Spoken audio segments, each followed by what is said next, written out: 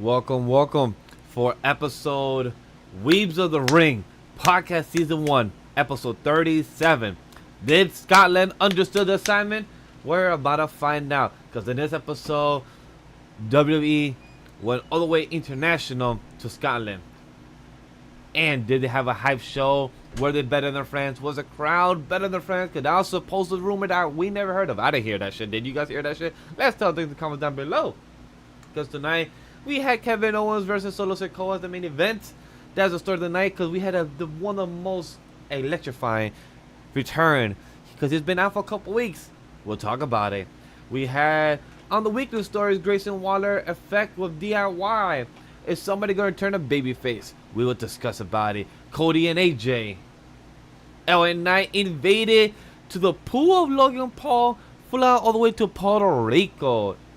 And Carmelo Hayes declares for the Money in the Bank briefcase of this year class. And for Naomi versus Chelsea Green for the match of the night, well, Apollo Crews versus Angelo Garza. And Nia Jax versus Mitchell. Yeah, so that happened. We're going to discuss about it because that was very disappointing, guys. Very super hella. And the predictions for Clash of the Castle. And we're going to see what is obvious, what wasn't, and any unpredictable. But without being unpredictable, let's get phenomenal. That's right. Welcome to the Weebs of the Ring podcast. I see that we have Vash's fan already in the chat. Hopefully you're doing well. Hopefully you're plugged in and working well, Vash's fan, and keeping him cool over there. But if you're new to this podcast, well, let me tell you something. We are just excited to talk to you because with anime in our souls, the thoughts of wrestling out of control, we are a trio of weebs who love the entertainment of professional wrestling. And so you will allow us to be the voices inside of your head as we go through the wrestling event of the evening, give our thoughts and predictions on what's to come, and provide an experience inclusive to all nerds out there. So grab your steel chair, yell for the table, and get put through an experience like none other. We are brought to you by AniMa W3 Studio, and this is the Weebs of the Ring podcast. And tonight we have all of our panel of hosts, all of our panel of guests. We don't have guests yet. They'll maybe come by soon. But, of course, as always, I am your world champion, Whawkins. I am here. Yeah, not in the pool, but hey, we're staying cool. And I am followed, of course, by my awesome co-host, who we got here at the top right corner with the Mushroom Village. What the Mushroom Village is the visionary legendary Vash who sees the vision that will be happening tomorrow Saturday night. It will be AJ Styles saying those two words, I quit, and it will happen. Ah, yes. Hopefully it does happen, and it will happen. I see you in the chat, the Oblivion. Whawkins is screeching. I know. It's been a week, dude. I've needed this so badly. So I apologize for any banshee screeching you might be hearing from me. But, of course, we've got our left corner here, wearing the red LA Knight shirt. Drop, go ahead and let the people know who exactly you are. DropThisBox, yeah. Yeah. Oh, man. I am going to fix my volume real quick because it sounds like I am very loud. So I apologize for screaming in your ears. But hey, you know what? Oh, yeah. That's besides the point. Yep. Guys, let me know how you guys are. Vash, Great. how you doing? I can't wait to get to Smackdown. It's been an exciting night. We apologize everyone for no Anime Leader podcast episode yesterday. Everyone's schedule was hectic for this week, so we couldn't have a pre-tape one or get to record one. So we appreciate you guys for tuning in for next week content and still for the Weebs of the Ring. But for yesterday, we did discuss for probably future plans for Shona Ronan, so definitely stay tuned for that. And as well as you're watching from the stream right now, like, comment, and if you're new here, we appreciate you for checking us out, seeing if you're entertained by us, and if we are, don't forget to press the subscribe button. We gladly appreciate it as well.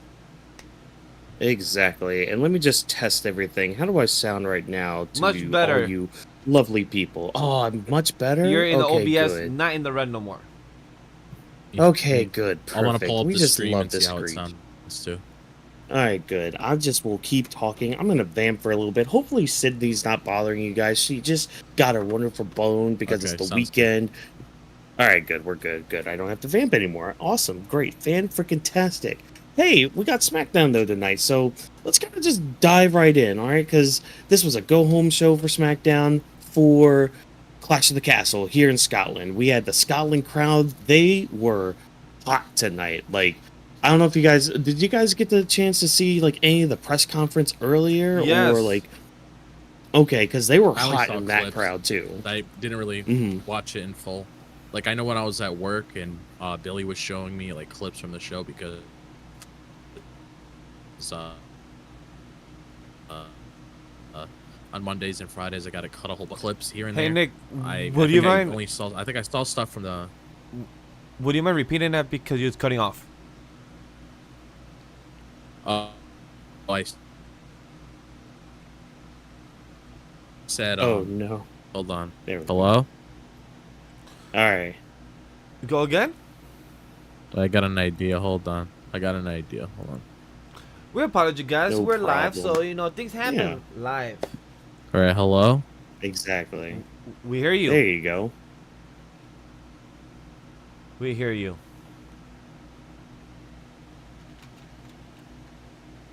Oh, he might be frozen. Oh no. Are you frozen? Oh no. We I'm lost our fine. co-host. Yes. Wait. He's moving. Oh no. You're back. Oh, there we go. There we go. I'm not sure what's going on. I don't know if it's because weather stuff over here. Oh yeah. I'm not really There sure is what's some. going on. It is. There is Yeah. a storm or there is a rain happening around us. So that is probably a case. Yeah. Damn that East Coast weather. Yeah, I Damn think it, all that's that. what it is. Like, because I know it was raining Yeah. earlier. I'm not really sure what's going on right now, but. All right, but since you're back.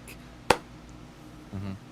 All right. But So, like I was saying, I only saw like a few clips. Like I did see the crowd surfing with Cody, which I thought oh my was god, pretty that was cool. hilarious. I did see the segment with Drew McIntyre when he came out there and he was hyping up the crowd. I saw the stuff with Bayley. That's like mainly it. It was just like clips. I didn't really watch like that much stuff in full. So.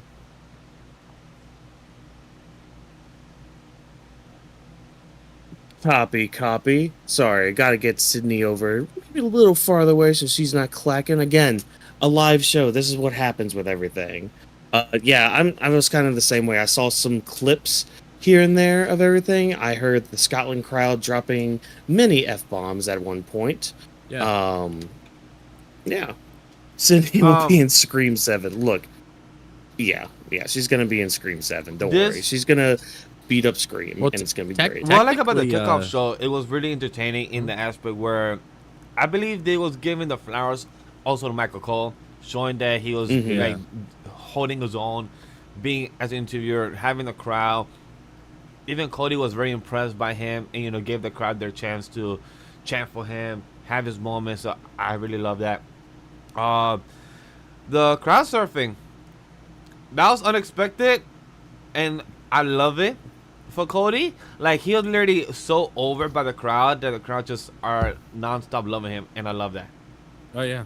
Yeah. It's funny how people said yeah. that the crowd was gonna turn on him. Yeah, right.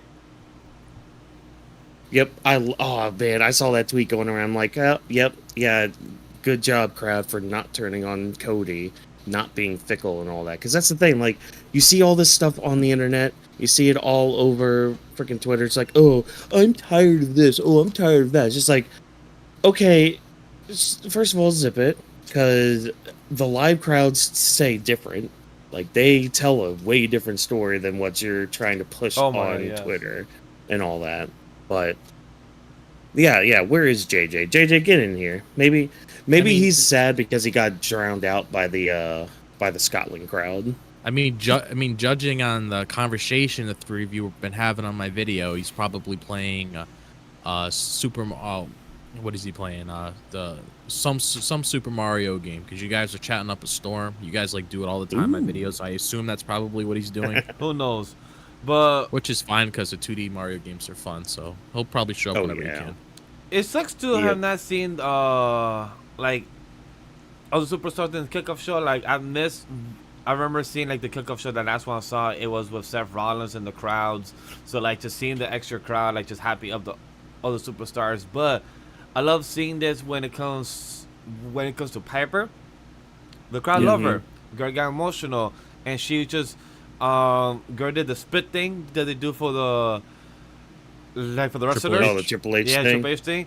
Yeah. And her saying that I've always wanted to do that. Like that's just dope to see. Like that's just amazing just to see the crowd love her on the like the crowds, like the fans, the cheer for her, and just like them screaming like you deserve this. So I love that for her. Have y'all ever done the Triple H Yes. water spit thing? Yes, I have. Oh yes. Okay, I've good. done it. Many Okay. times. All right, good. I probably Just still want to do make it. sure. I probably still do it to this day.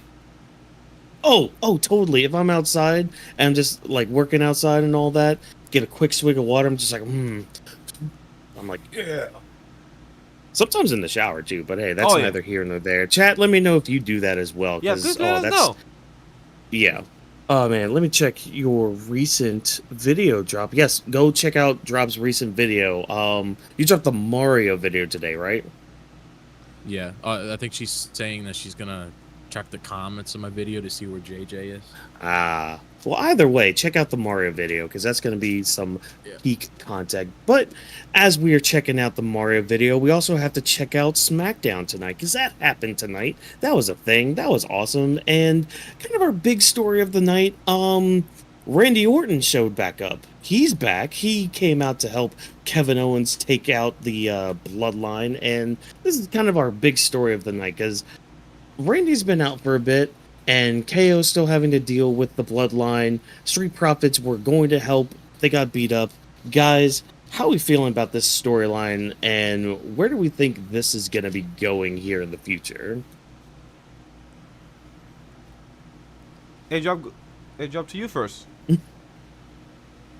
Yes.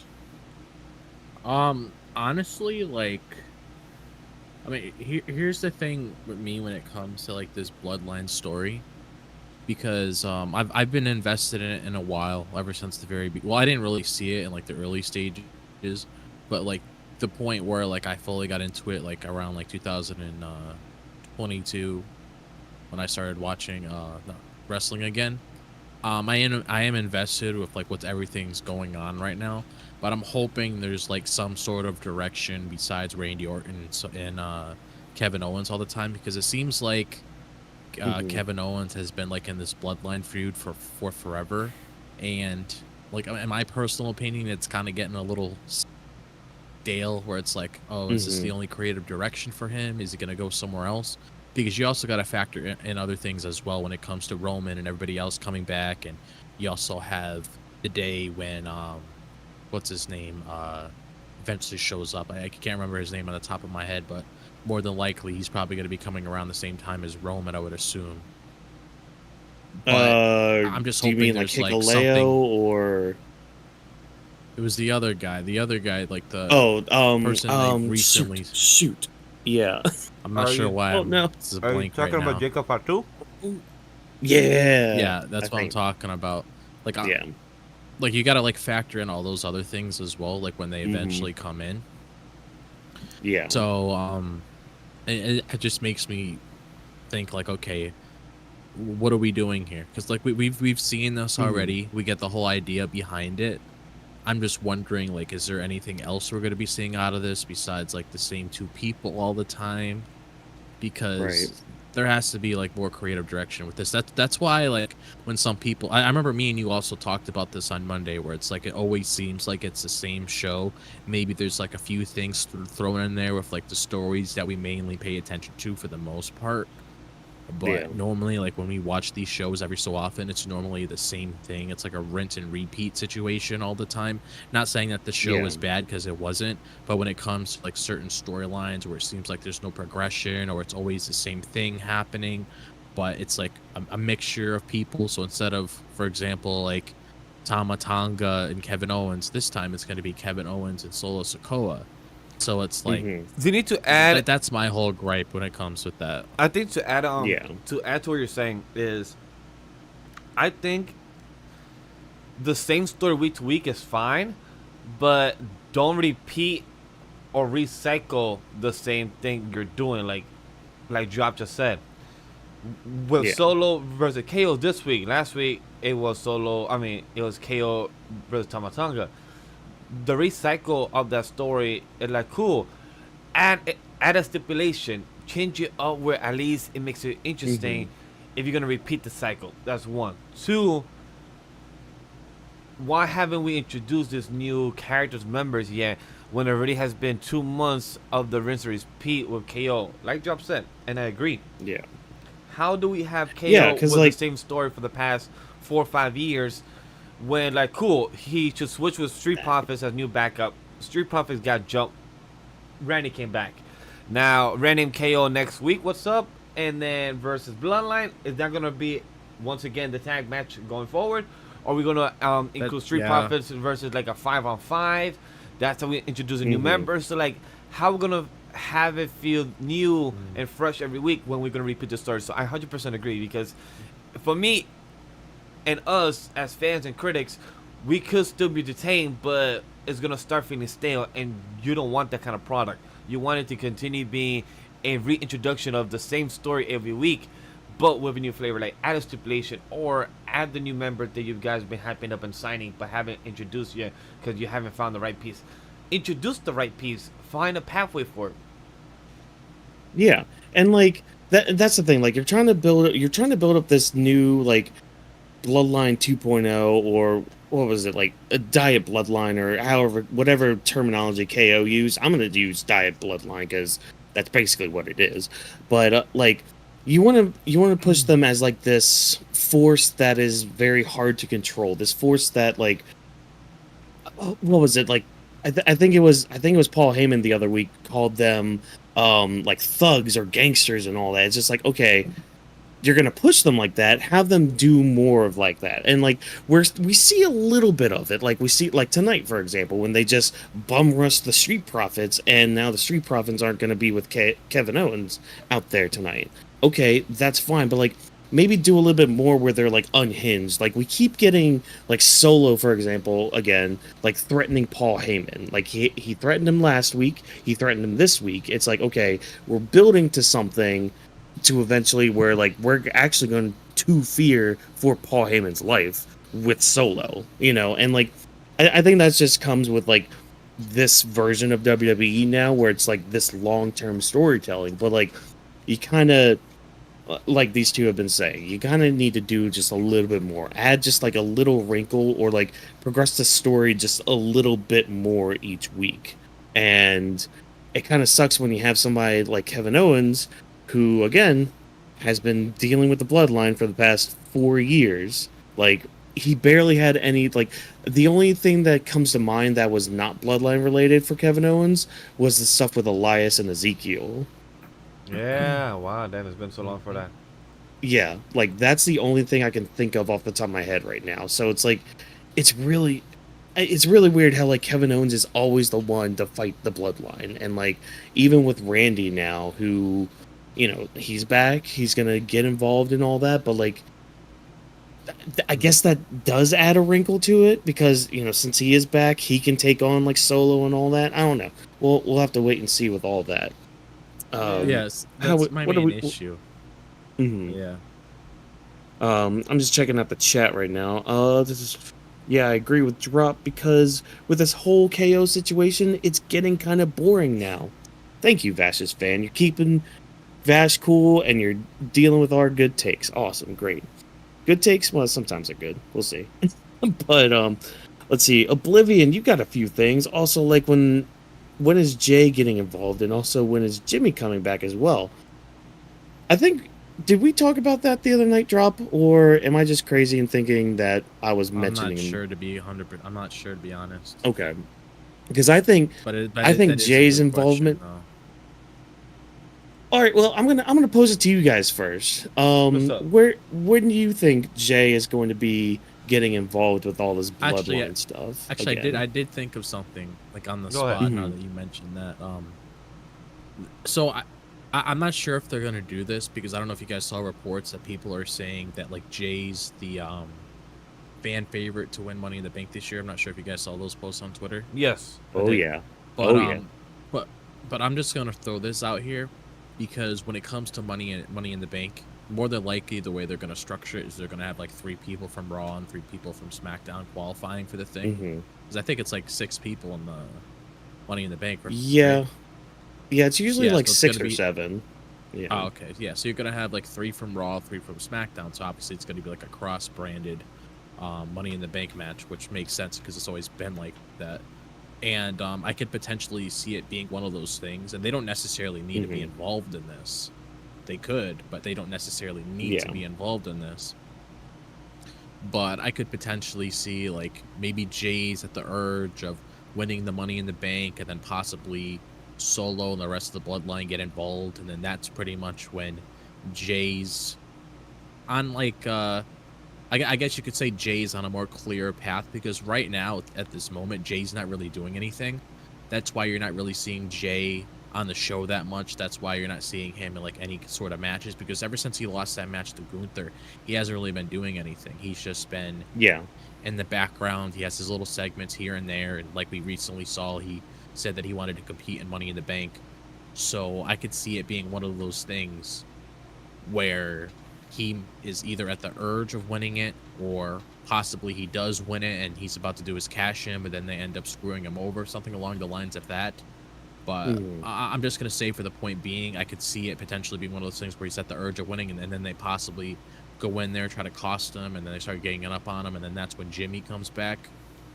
And then we can see both of them aligned to each other, and then we start building on that relationship, similar to Sammy and KO last year in WrestleMania, trying to rekindle that friendship, trying to regain that trust that they had because of all the shit they went through. They're obviously not going to know, especially from Jay's perspective, he's not going to really know if he can trust Jimmy or not. But I could possibly seeing it being one of those things that Jay and Jimmy could get involved, because you got to think, like, once Roman comes back, and I know it's rumored Roman might possibly come back next month.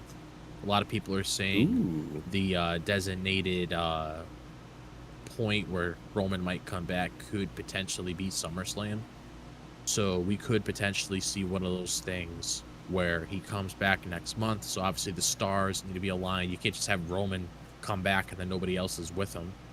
So it would have to be where Jimmy and Jay get involved first. Let's say they're trying to even the odds, something big happens, and then that's when Roman walks in the door. And then to make it a 4-on-4, because I'm not because you brought up Whawkins, Hikulea. He's I believe it recently said he was done with his. I think it said he had his like last match in New Japan. Yeah, it was that. It was that, and trademark news. Fun fact: WWE had trademarked Tala Tonga. Oh god! And apparently Tala is Hikuleo's like actual middle name. I think it is. Like really? He has like Tala in his name. Yeah. So I found that out from good old Cultaholic this morning. Yay. Yeah. But I did see that, but I didn't know that was the actual name. I thought it was just a name they thought of. But see, that's what I thought too. One of those, yeah. But I could see it being one of those things where it's like, okay, you got those 4 there. So in order to make it an even 4, you got Roman, Jimmy, Jay, and then you got Jacob Fatu. So that's pretty much. That'd be a great balance. Yeah. Yes, it would. What about you, Vash? What are you thinking about that question? Like, how would you see Jay getting involved with this Bloodline stuff? It's hard to tell because Jay right now doesn't have a story. He's right now going to be being involved in stories starting next week when we start the Money in the Bank qualifying matches in Raw and SmackDown. And that's how Jay's going to be more involved. On SmackDown, it's going to be more Carmelo and other people. For him to be back involved, we need to have Jimmy appear next week on SmackDown and qualify for the Money in the Bank matches as well. Because that will get him involved to see him and Jay in the Money in the Bank 3 weeks from now. So if that happens, then that means the Bloodline story could be involved with the Money in the Bank, because both Jay and Jimmy are in there, and then that's how it could lead up to with SummerSlam like Drop said. So that is my Yeah. theory of what could happen and how both of them could be involved. Because right now, with Jimmy, he's been like probably in the hospital recovering, but probably just taking the time off to be alone, the kids, family, Hmm. etc. So I feel like this would be a good Exactly, yeah. opportunity right now. If he comes back, it will be a good chance for him to also qualify in the Money in the Bank. Yeah. And okay, all right, good. Yeah, I'm kind of on in the same boat as you. Drop is like I could see it where the Bloodline do cost Jay probably the Money in the Bank, because I'm not gonna lie, Yeet in the Bank does not really sound too No. good. I really don't want to yeet in a bank at all, or have money in the yeet. I mean, Mellow in the bank just sounds so much better. Like it's See, that's money that's to the my thing that's ears. like hard for me, and we'll obviously get more in depth with it once we get closer to the event. I'm Yeah. completely like signed, sealed, and delivered with my pick for women's, which is Tiffany. I have no damn idea who the men's is. Yeah, like that. And see, and that's the beauty of it, because like, and I made this comment too earlier on under somebody's post. It's like wrestling is at its best when it's unpredictable, when there's so many avenues to go down that like you don't know what they're gonna do, and you're just excited to see what they're gonna do. And we'll get to some predictions later on about what they could or could not do. But I do want to at least point out, Vash, your fan, is asking if is it on the men's side, is it just Jay and Mello so far? Those are the only guys that have declared anything, Yes, but those are the ones that have I, been announced so far, but probably by yeah, Sunday night at the Clash of the Castle on Monday morning, I bet you Adam Pierce will announce who are going to be set matches Yeah, for the right. qualifying match for marketing, promotion, because they have to start marketing now for Money in the Bank. yeah, Yeah.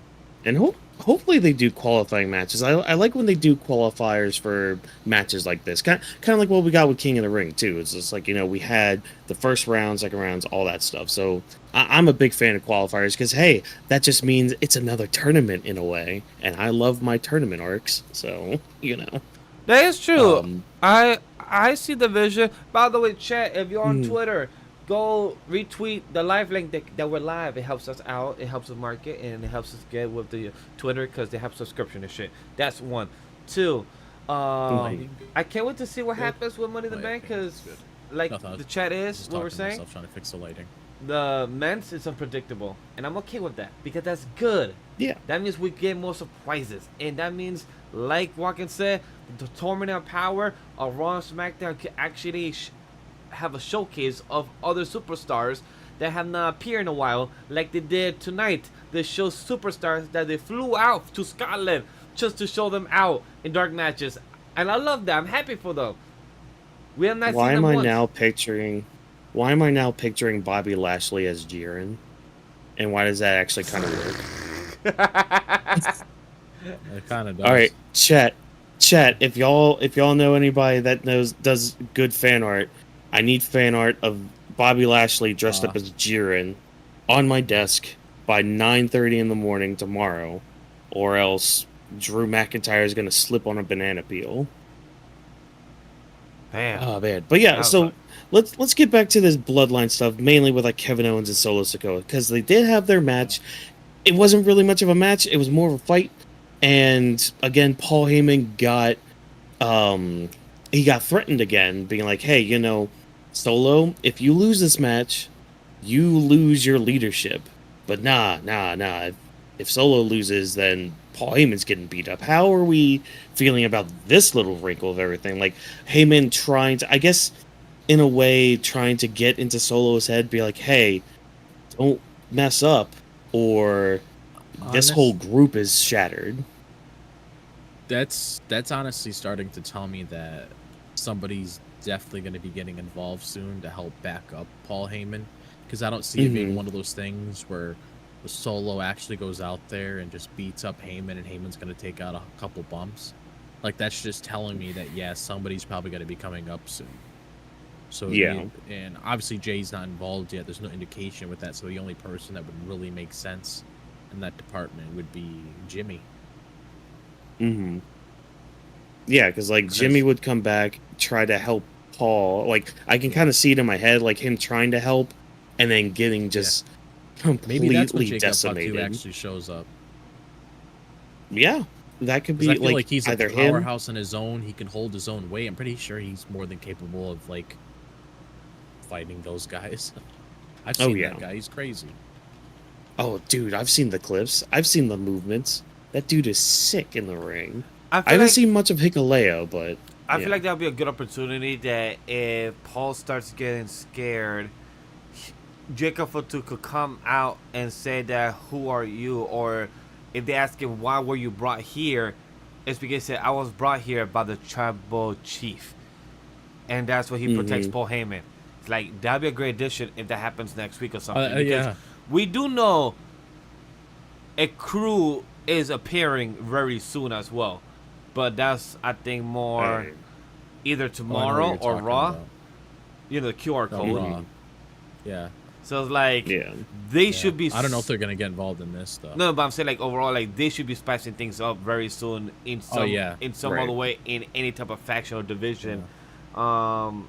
It's going to be very interesting. So I'm curious to see how that's going to bleed in. Like, I wonder if Solo, like, they are taking off. So, overall... Oh, yeah. I feel like... I was going to say, adding on to what you said, it's just like you were brought in by the tribal chief. I feel like that would be another question going through Heyman's head, because he's going to be like, okay, there's more than one. Right. Yeah? Yeah, like, wait, hold on. There's more? What?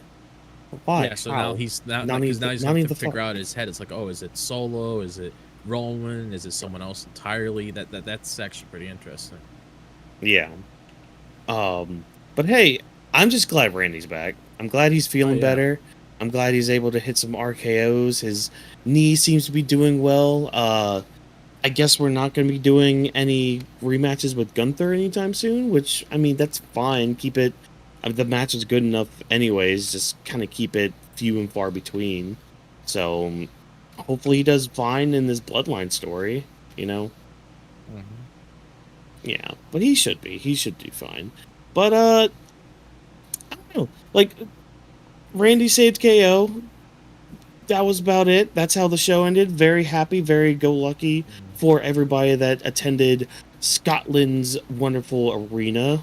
I don't know. I don't have much more to say other than, like, just speculating where the Bloodline goes from here, because, you know, hopefully they get a few more wrinkles to make this story continue going forward, because I don't know if you guys saw this report either.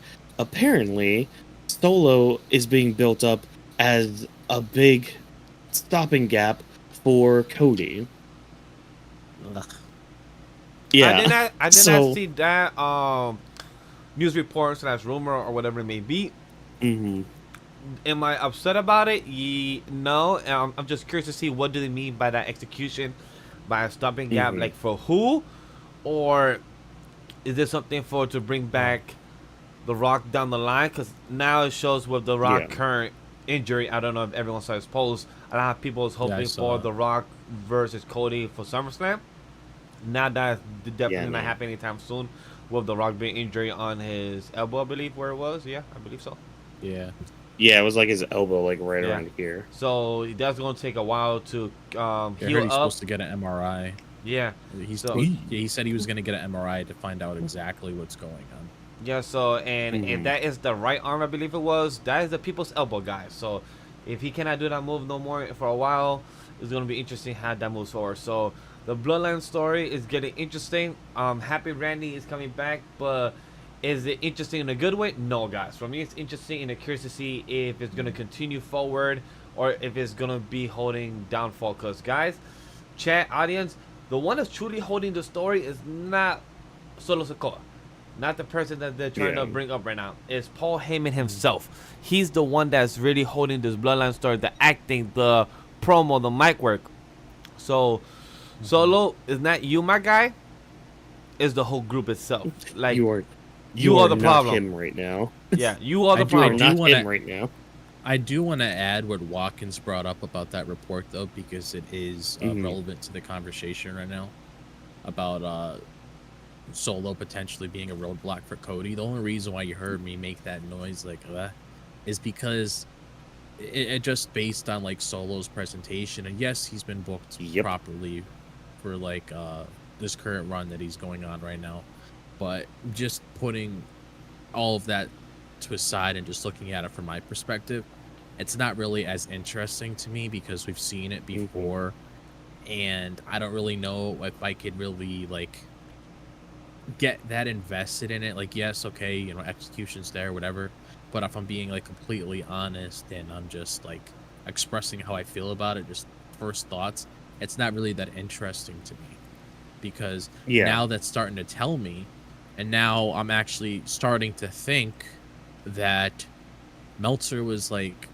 kind of like accurate when it came to that report he did a little while ago when he was talking about how it seems like Cody doesn't have any creative direction when it comes to certain opponents that he has lined up. Like, yes, what's going on with AJ seems like that's going on track and everything like that, but it's like with like Solo Sikoa and stuff like that, it's like, okay, we've dealt with that for a while.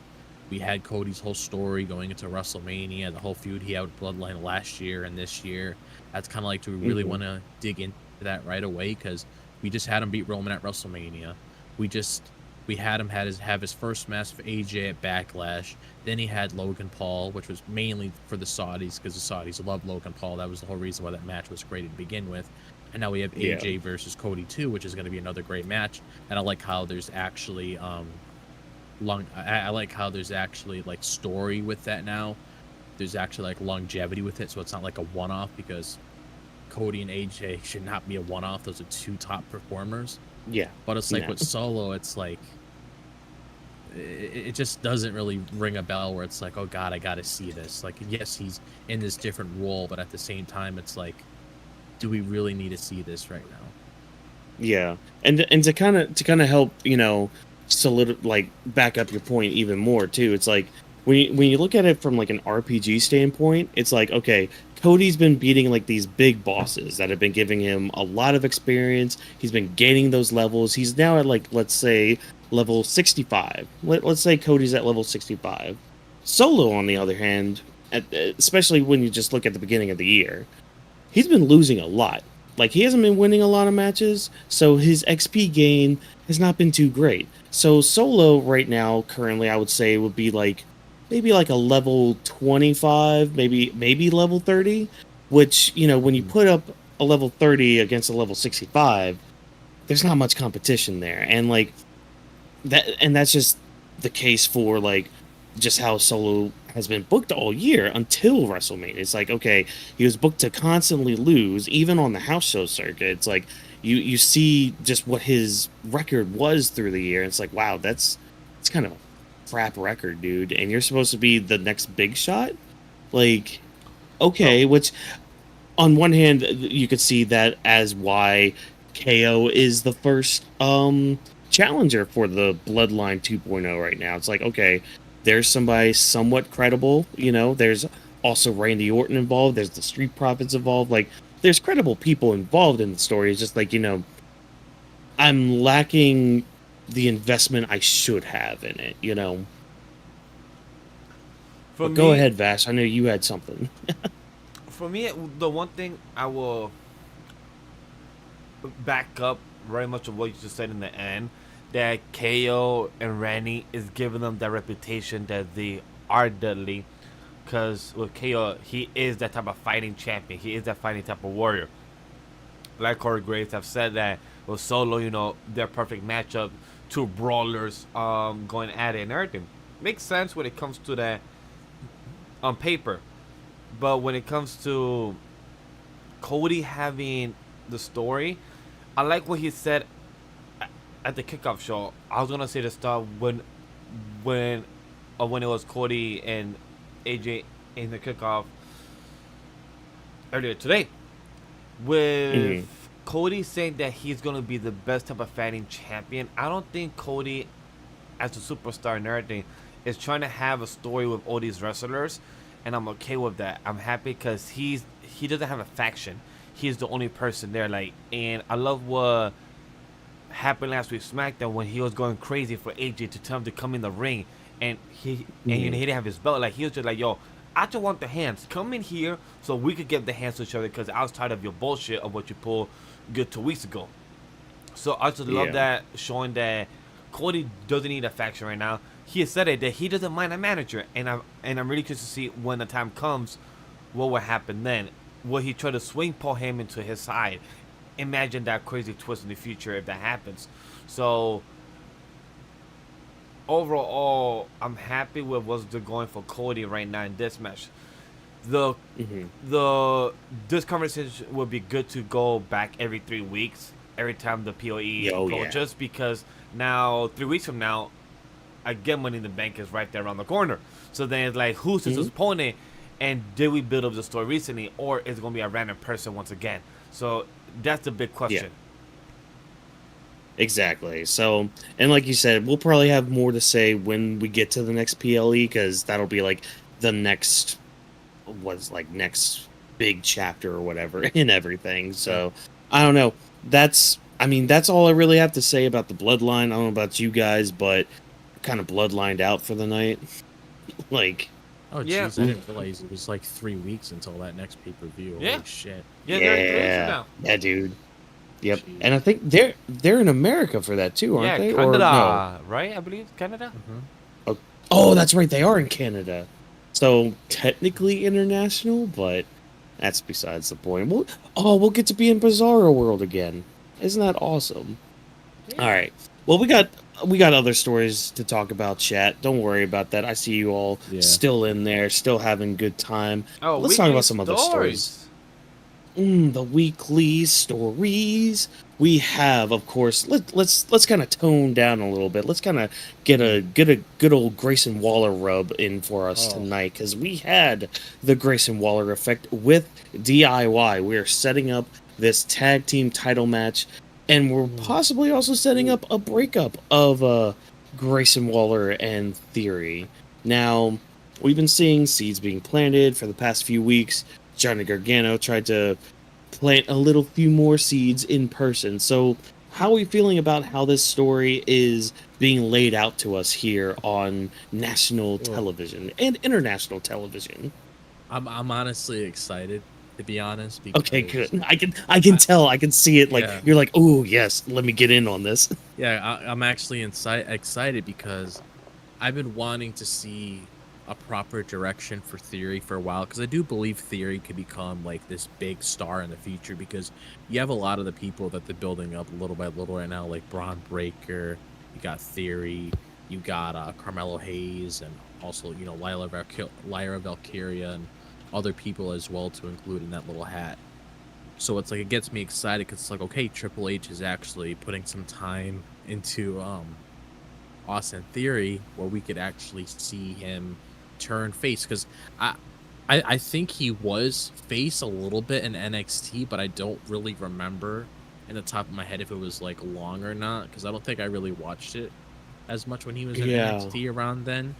But I just feel like it's just a different character change for him, because he's like been a heel for so long, and I honestly Mhm. liked the whole approach that Johnny Gargano took with it, because it's like, it's clear as day that this guy is just using you. He's being an asshole, and no, there's no AI footage trying to cover up your footsteps and stuff like that. Like, he literally pulled you, and then you clearly see on the camera that he pretty much used him as like a shield to block that attack. So it's kind of like, okay, something's gonna happen with this. And what I honestly could see happening is, whenever they have this tag match, I see DIY winning, because yeah. it's gonna come to a point where, which rightfully deserved, to actually give some longevity to those titles.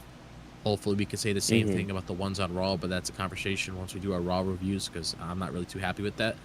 But when it comes to like that, okay, they have the titles now, but I feel like it's gonna be because of Theory, where Theory's gonna start catching on. Well, he probably is already catching on, because you could tell based on his body language in the ring tonight. But it's pretty much gonna come to the point where he's just, it's gonna be in a situation where, like, Waller needs help, stuff like that. He's not gonna want to do it, and then that's what's gonna end costing them the titles, and then DIY is gonna have it, and then that's when you have that breakup, and then that's when he goes on that face run. And I'm actually all here for it, because I'm all there for like creating new stars. That's something I really love, and I'm honestly hoping for the best out of this. Yeah, like, and I've been saying it for the past couple weeks now. Like, they've been turning me around for an Austin Theory face turn and an Austin Theory face run. And tonight, like you were mentioning, Drop, like with his body language, his facial expressions, like he's trying to garner the sympathy, and it's kind of working. And other things to kind of back that up too.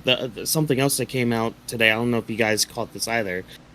I think he was at like a meet and greet kind of thing with fans taking pictures and all that. And I don't know, there was this one moment with like a little kid just going up to Austin Theory and like Theory just having like a big smile on his face and all that. It's like you see a moment like that even with like a heel, and it kind of warms your heart a little bit. But like seeing Austin Theory like that, like and I've said it, I'm sure, on this show before too. It's like Austin Theory, he does have a face that you just want to like deck right in the schnoz.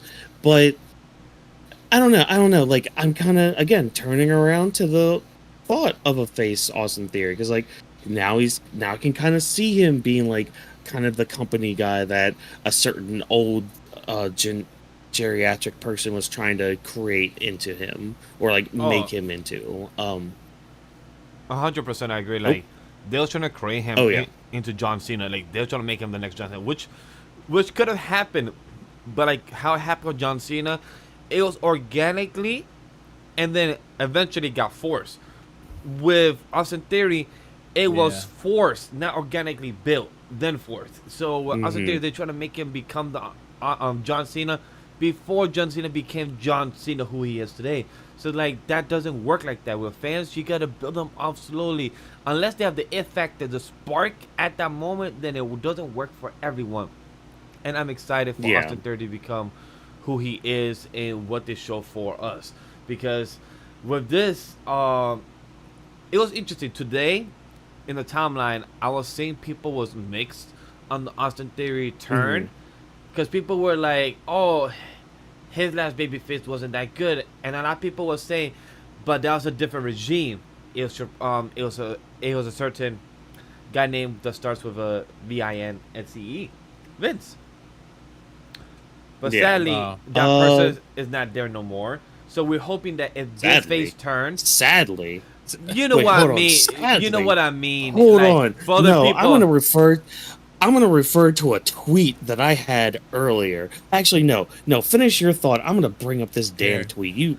All right, go ahead. Yeah. All right, I know that. Mario. Too happy about that, Mario? No, he's not.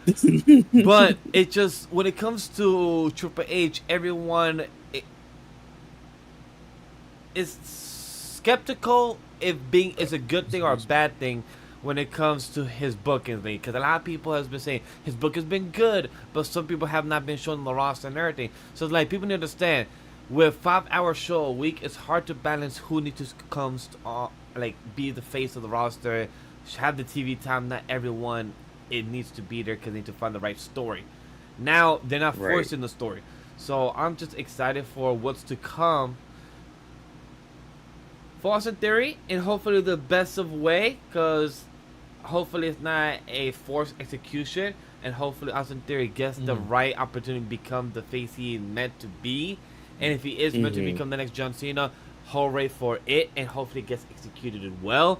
And again, Vince, glad you're gone. I am happy you're gone. Yes, because, and I'm gonna read my damn tweet. Go ahead, verbatim, because God damn, I was happy with this thought. It is astonishing, nay, mind blowing, how much Vince was really holding back the Fed. I couldn't even imagine this consistent level of fan excitement, because I was quote retweeting the Triple H moment when he was coming on stage during the kickoff, because like the fans are just singing his song and all that. Like it's mind blowing, because like I think back to when I was getting back into WWE, like back in like 2015 and all that. It's like, you hear the crowd reactions, there's cheering and there's roaring and all that, but like it has never been something like this. And I even think back to like when I was first watching it between like 2002 2007, like there were big moments and awesome things were happening, but like this is just a whole other level. And like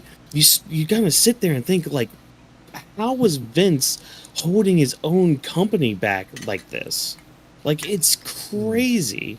And then, you know, you see that we're getting these stories with like Austin Theory and all that, like how we're actually feeling like we're feeling some sort of sympathy towards him. Like we're actually getting behind Austin Theory, unlike what was happening like a couple years ago with like the whole egg thing and how Vince is just like, oh, you're my boy now. It's like, it's just so crazy and so weird. But Vash, you do have a request in the chat from the Oblivion.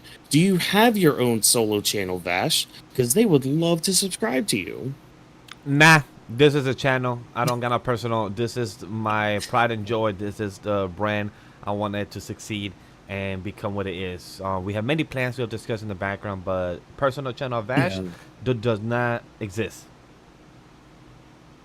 Yeah. Well, So if you want more technically Vash, or it's more of an account that just comments. yeah. Yeah, I've all seen the good, Legend though. D Vash account with the little green profile. Well, not green. It's like I think it's like orange. Yeah, orange. Like that Profile is my picture. personal Yeah. channel. Like that's my personal Yeah. YouTube channel where I listen to music and everything. But no, guys, no, I don't got personal Yeah. channel. Yeah. I have social media where I'll be posting TikTok, personal, Call of Duty. Yeah, we gotta figure I got out Call how of to Duty matches set I that have. up properly. But yeah, guys, those are things that will be discussed. Yeah. My personal YouTube channel won't ever Yeah. exist, but personal social media, I do. Legendary Vash everywhere else on TikTok, you'll be seeing some clips of me probably playing some gaming on my own personal time. But yeah, that's it. Got the Yeah. links right there if you want to check out Vash's Twitter. It's right there. Right over there. Right there.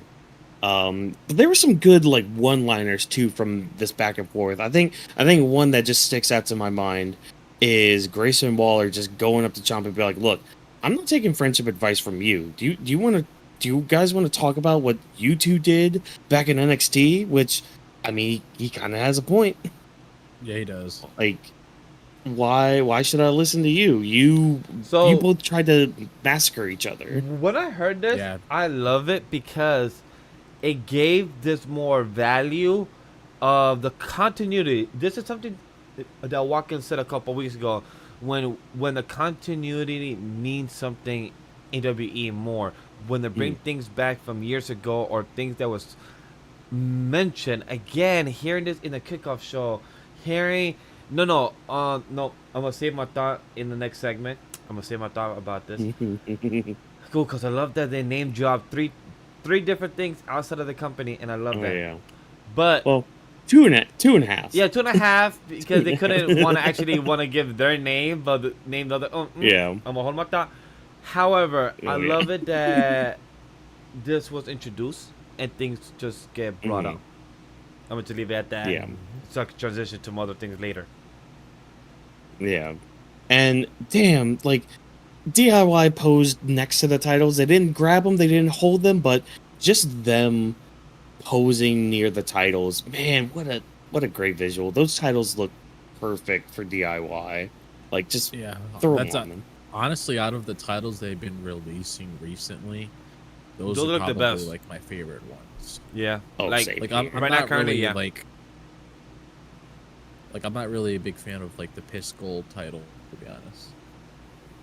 Oh, that but it's Cody has. gold. It's Well, solid gold. I get that, but I kind of wanted, because Cody has been like very like vocal about it when it comes to, but before he won the championship, he was saying how he Oh. wanted to bring like the American Eagle back, I hope maybe it like a does. more modern version of it. So like I'm really hoping that'd he be so does. Like good. don't get me wrong, like if I had to compare like what it looked like from like previous titles in the past, it's definitely a lot better. But I would definitely love to see something like that. Because get honest, because Triple H is more of like an old school guy, so that's why I was kind of surprised that nothing. I'm just kind of surprised that he didn't try doing something like that yet. But only time will tell. Yeah. Yeah, we'll just have to wait and see, I guess, for that to come out. But I'm excited for this match to happen whenever it does. I think it'll be a great match. I think, Drop, I think you had a good theory. I think, about Austin Theory kind of turning on Grayson Waller mid-match. Like, I think maybe just one more week of building this up would be good for me. At least me personally, just like add just one more little wrinkle and like kind of actually have Austin Theory be like have some sort of reaction, be like, yeah, fuck this guy, and then like the following week have the action. I kind of hope they have like another like tag team match on like a PLE because they haven't done it in a while. Instead of having it just on like a random SmackDown. Yeah. Because obviously we know it's not happening tomorrow, but it would be pretty cool to have on like that Montreal. Money in the Bank. Yeah. Money in the Bank crowd. Yeah. Oh, that's all I hope for it to be. Yeah. I just hope if we wait till Money in the Bank, I just hope it doesn't get stale. Get stale. Yeah, I hope it still stays relatively fresh. So I agree. But other than that, I got nothing to say because I got many things to say for our boy Cody and AJ, TNA, me too. New Japan, build a new company, then maybe not build a company and left you like quit. So many things to talk about. Yeah. I'll actually like pull that up just for reference, just so we can say the full quote. Oh yeah, you're good because hey, we're gonna be talking about Cody and AJ. They had a stare down, a bit of a 1v1 on the mic, and let's start with this crowd while you're getting things up about the promo because like this crowd, first of all, yes, we've been saying this crowd has been hot all night, but during this segment they were like, I don't want to say like annoyingly hot because it wasn't really annoying, but like AJ could barely get a word in because they kept chanting Cody Rhodes. Like the crowd was just on fire, and we actually got like, what was it? It was like Live and Loud, this meter that was measuring the decibels. And I'm like so many I've seen like from you, Vash, and from like the rest of Twitter, everybody just being like, oh, don't put that with the American crowds because they'll get embarrassed. It's like, nah, do that. Let them get embarrassed. Let them know that they're stupid. What chants are stupid. What's funny, when I saw that on Twitter, I didn't even check the comment section. I sent it to a group chat or to the channel on our Discord. And then I wrote that comment, went back on Twitter to check to see what people were writing. And I'm like, oh, I'm not the only one that's saying that too. I love that. So it's glad to see that with the company WWE, they're noticing how to measure the crowd. Somehow they have the technology for it. They want to tell the audience, tell the worldwide, like, hey, this is how our crowd is being loud enough. Is it accurate? Who knows? But it's funny enough that as a comedy, I bet you Triple H even probably saw the comments. USL crowd sucks. Maybe his dad is going to put it on Monday Night Raw just to test out to see, how bad are you guys actually are. And man, I hope they do just to show America, hey, get your act together, get more excited. You guys pay good money to go see these people weekly. Like, be a little more into it. I get it, because like me and Drop have been saying, especially in the past few episodes, it's like, the product can kind of feel a little samey here and there, but like if you as the crowd, as the audience, kind of bring the energy a little bit, it can boost things up. Like it can boost like the superstars in the ring. It could boost their promo work. It can make them feel more comfortable about themselves, even if they do mess up. Like, Carmelo Hayes a few weeks ago, for example, when he said LA Knight should face LA. Like, it's just things like that. Like, if the crowd is into it, it'll help the people in the ring, and it'll just help the product all together. To add as well, there was... during the kickoff show, I forgot to mention, because this involves Cody and AJ as well, during their pre-promo of the actual promo of the night, when the crowd would say, Ma Rhodes, Ma Rhodes, at his smile to the camera, he's like, I bet you in his mind, he was saying like, The Rock must be happy about this right now, just watching this, just hearing the crowd saying Mama Rhodes. So that was great to see. Yeah. Mama Rhodes. Like, Mama Rhodes. It was just dope to see Cody's reaction of how his smile and his smirk was to the camera and acknowledging like, hey, Rock, they're saying your damn catchphrase that you came out with my mama. Damn. But also with the crowd, my man Cody, you know, crowd surfed to saying that. I bet you, I love his comment afterwards. He's like, I'm in so much trouble. Like, he knows it. He's like, yeah, but I did it. What they gonna do? Fine me? Yep. I'm the fucking champion in face. Go ahead. Yeah. Go ahead and find me. I'll pay it. Whatever. Oh, man. But yeah, this promo did have a lot of stuff being said from both sides. From AJ, from Cody. Not much from the OC because, hey, they just went back to the back. Yeah. But, it's yeah, pointless from of them what we coming out. could Like, why did you guys come out? Yeah. Well, hey, they got a paycheck. It's fine. You know, they got some of that SmackDown overseas money. You know, it's great. It's good. It's awesome. Yeah. But yeah, again, like, I mean, as much as we could hear from AJ, which it was kind of hard to hear from him. Thanks again, crowd. But yeah, there was a lot of good back and forth between the two. Mainly, we're focusing a lot on the whole I quit aspect, and they're focusing a lot on Cody saying I quit. And I've been seeing a few theories going around about this I possibly leading. I might know which one. I might know what you're yeah, about referring to. like a certain recording of Yeah. It was Cena and Miz's match, right? Yep. There was Cena and Miz's match. There was also Rock and Mick Foley. Oh yeah, that's right. Yeah. Oh. where it was like The Rock had a recording. I think it was The Rock had a recording of Mick Foley just saying I quit, and it played over the PA, and The Rock won. Oh, they never like. And with Cody, he said it like 5 times tonight, so that's an easy, quick capture recording. Yeah. And boom, so that's easy. And AJ, he made it clear, especially near the end of his promo, I will do anything to get that title.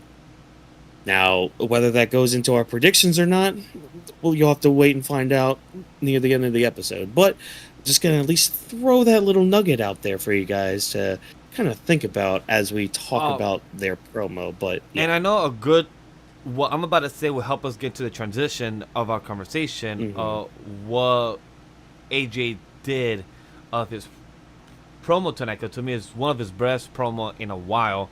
I love what Michael Cole said and asked him in the pre-show. He said, how do you feel so great to know where TNA is there and here today with WWE? Just AJ's reaction, AJ's face when it came to that question from Michael Cole about TNA. I love that very much because it was definitely shocking. I did not expect for Michael Cole to just say that. And then for what we got tonight from AJ's promo, that I know Drop is about to tell us in a second. But I want to give a quick thing that Jeff Hardy has returned back to TNA. That is a crazy thing to also see. So that means he could technically work back under WWE as well since he's back in. He could potentially be in that Battle Royal next week for Trick. Yeah. Yes. Or can all be broken again. So things are kicking up. Even Joe Hendry. Yes. Oh man, if Joe Hendry shows up, I might. Oh my gosh, I will immediately turn on NXT. Holy crap! Like oh man, he's great. I was gonna say one more person. Also, we had in the women division, we had Tatum Paxley in Jordan Gracie Open Challenge it's for the Knockout Championship. So it just shows that I love what Michael Cole did, asking the question of the TNA. It just shows that this partnership is going very well. But Drop, what also got announced from himself, AJ Styles? So the thing that I really liked when it came to this promo segment between AJ Styles and Cody Rhodes, and the thing that I'm very happy with the direction that they're going with this, is that they're actually getting this feud. They're actually treating this feud like a blood feud, where like they take some personal shots at each other. And like he said to Cody Rhodes in this promo, he's like, when it got tough, what'd you do, Cody? You quit WWE. He also quit New Japan Pro Wrestling. You quit Ring of Honor. this man right here helped start up a company, which obviously he didn't say AEW, but that's what he was alluding to, and I'm pretty sure a lot of people already knew what that company was. And he says, and you quit it too. And the thing I really like about that is if you go back maybe like 2 to 3 to 4 years ago, you wouldn't have ever heard New Japan or Ring of Honor or even TNA name dropped in this company at all, because Vince was like very like strict when it came to certain wrestling terms, and when it came to mentioning other companies, you would have never heard anything like this. So knowing like how now they have a part. Yeah, I was just gonna say, like, you might hear a New Japan every now and then. Yeah. But it would be like very scarce and all that. And I do want to point out real quick before you continue, I do find it funny how they'll name drop Ring of Honor, which, you know, Tony Khan also owns and is kind of also a part of AEW, but they won't, you know, name drop AEW. Just kind of funny how there's like a little blurred line that they're just like, okay, we'll name drop Ring of Honor, but the sister parent company, nah, don't mention them. Hiss, boo, moan. But yes, all right. So let's continue on with the promo. But I like how they were just, you know, taking personal shots at each other and stuff like that. That's why it's keeping me invested, because sometimes some of the best feuds, like when you take it to a personal level, some of those can be like the most interesting. Instead of having one of those feuds where it's like, okay, we'll be good competitors towards one another, we'll shake hands, and then we'll have a match, and then we'll move on from there. Like, at least with this, there's actually layers to this, and it's keeping me invested, and I really like it. The only thing that I will mention when it comes to this match, which I'll save my thoughts on that later to go with the predictions for tomorrow. Okay. Or technically like later on today. Yeah. But I just really like. I mean, I pretty much just said what I said about the segment itself. I just really love how it's structured, and this is honestly the best that AJ Styles has looked in a while.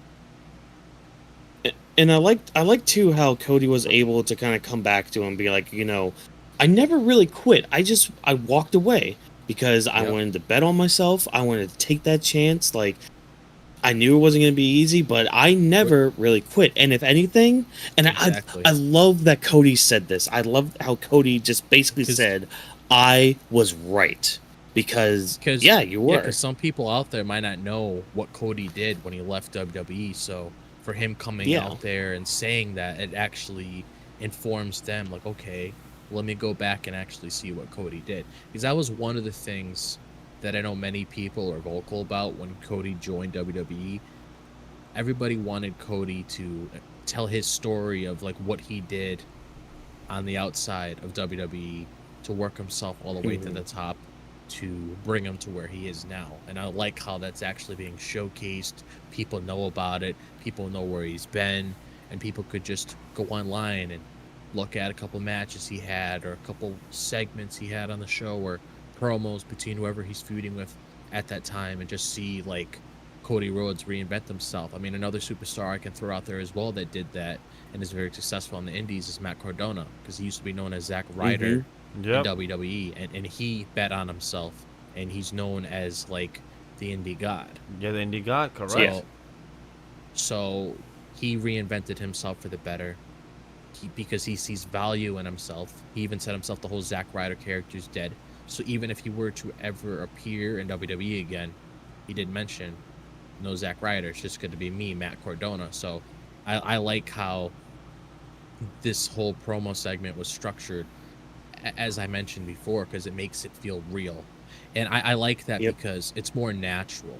It's almost like, in a way, it doesn't really feel scripted. It just comes off like a natural conversation that you're having with somebody, and I like it. Oh yes, I would like to add something to that, because more of what happened with this promo work with Cody and AJ, Michael Cole said something great to Cody. A big question it was, can you be ruthless, Cody? Can you actually do what it takes to win an I Quit match? And Chad, I'm gonna give you some data. Michael Cole told us in the kickoff show, Clash of the Castle I Quit match would be the 26th one in the company, and has been won 6 times title defendant on the line in the I Quit match. And for champion has been 4-2, meaning 4 wins, 2 losses. AJ Styles is 4-0 in I Quit match. Cody Rhodes have never been in a I Quit match. So Michael Cole asked him that question with all this data, telling you guys, in case you didn't watch the kickoff show, I told you what it said. Cody answer was beautiful. Said, Michael Cole, you've been a very, very loyal person to the company. And Michael Cole, yes, I have. Very respectfully answered everything. Cody is like, word? Alright, cool. But then he went to the audience. Hey, audience. Am I ruthless? Am I aggressive? Can I be down and dirty? And everyone's screaming, yes. He was giving the energy. He's like, yes. He was going at it. And I love it because for those, like Drop said, like Whawkins said, if you have not seen his other work, you could just go to YouTube, search TNA, see. In case you didn't know, he did build a company called AEW, All Elite Wrestling. So him finding out all these things and details, yes, Chad, he could go bleed out. And even last year, 2 years ago, in 2022, he fought with a broken pec. What does that answer you? He will not quit. He will go down fighting, even with a broken pec, a broken leg. He will still go at it, no matter what.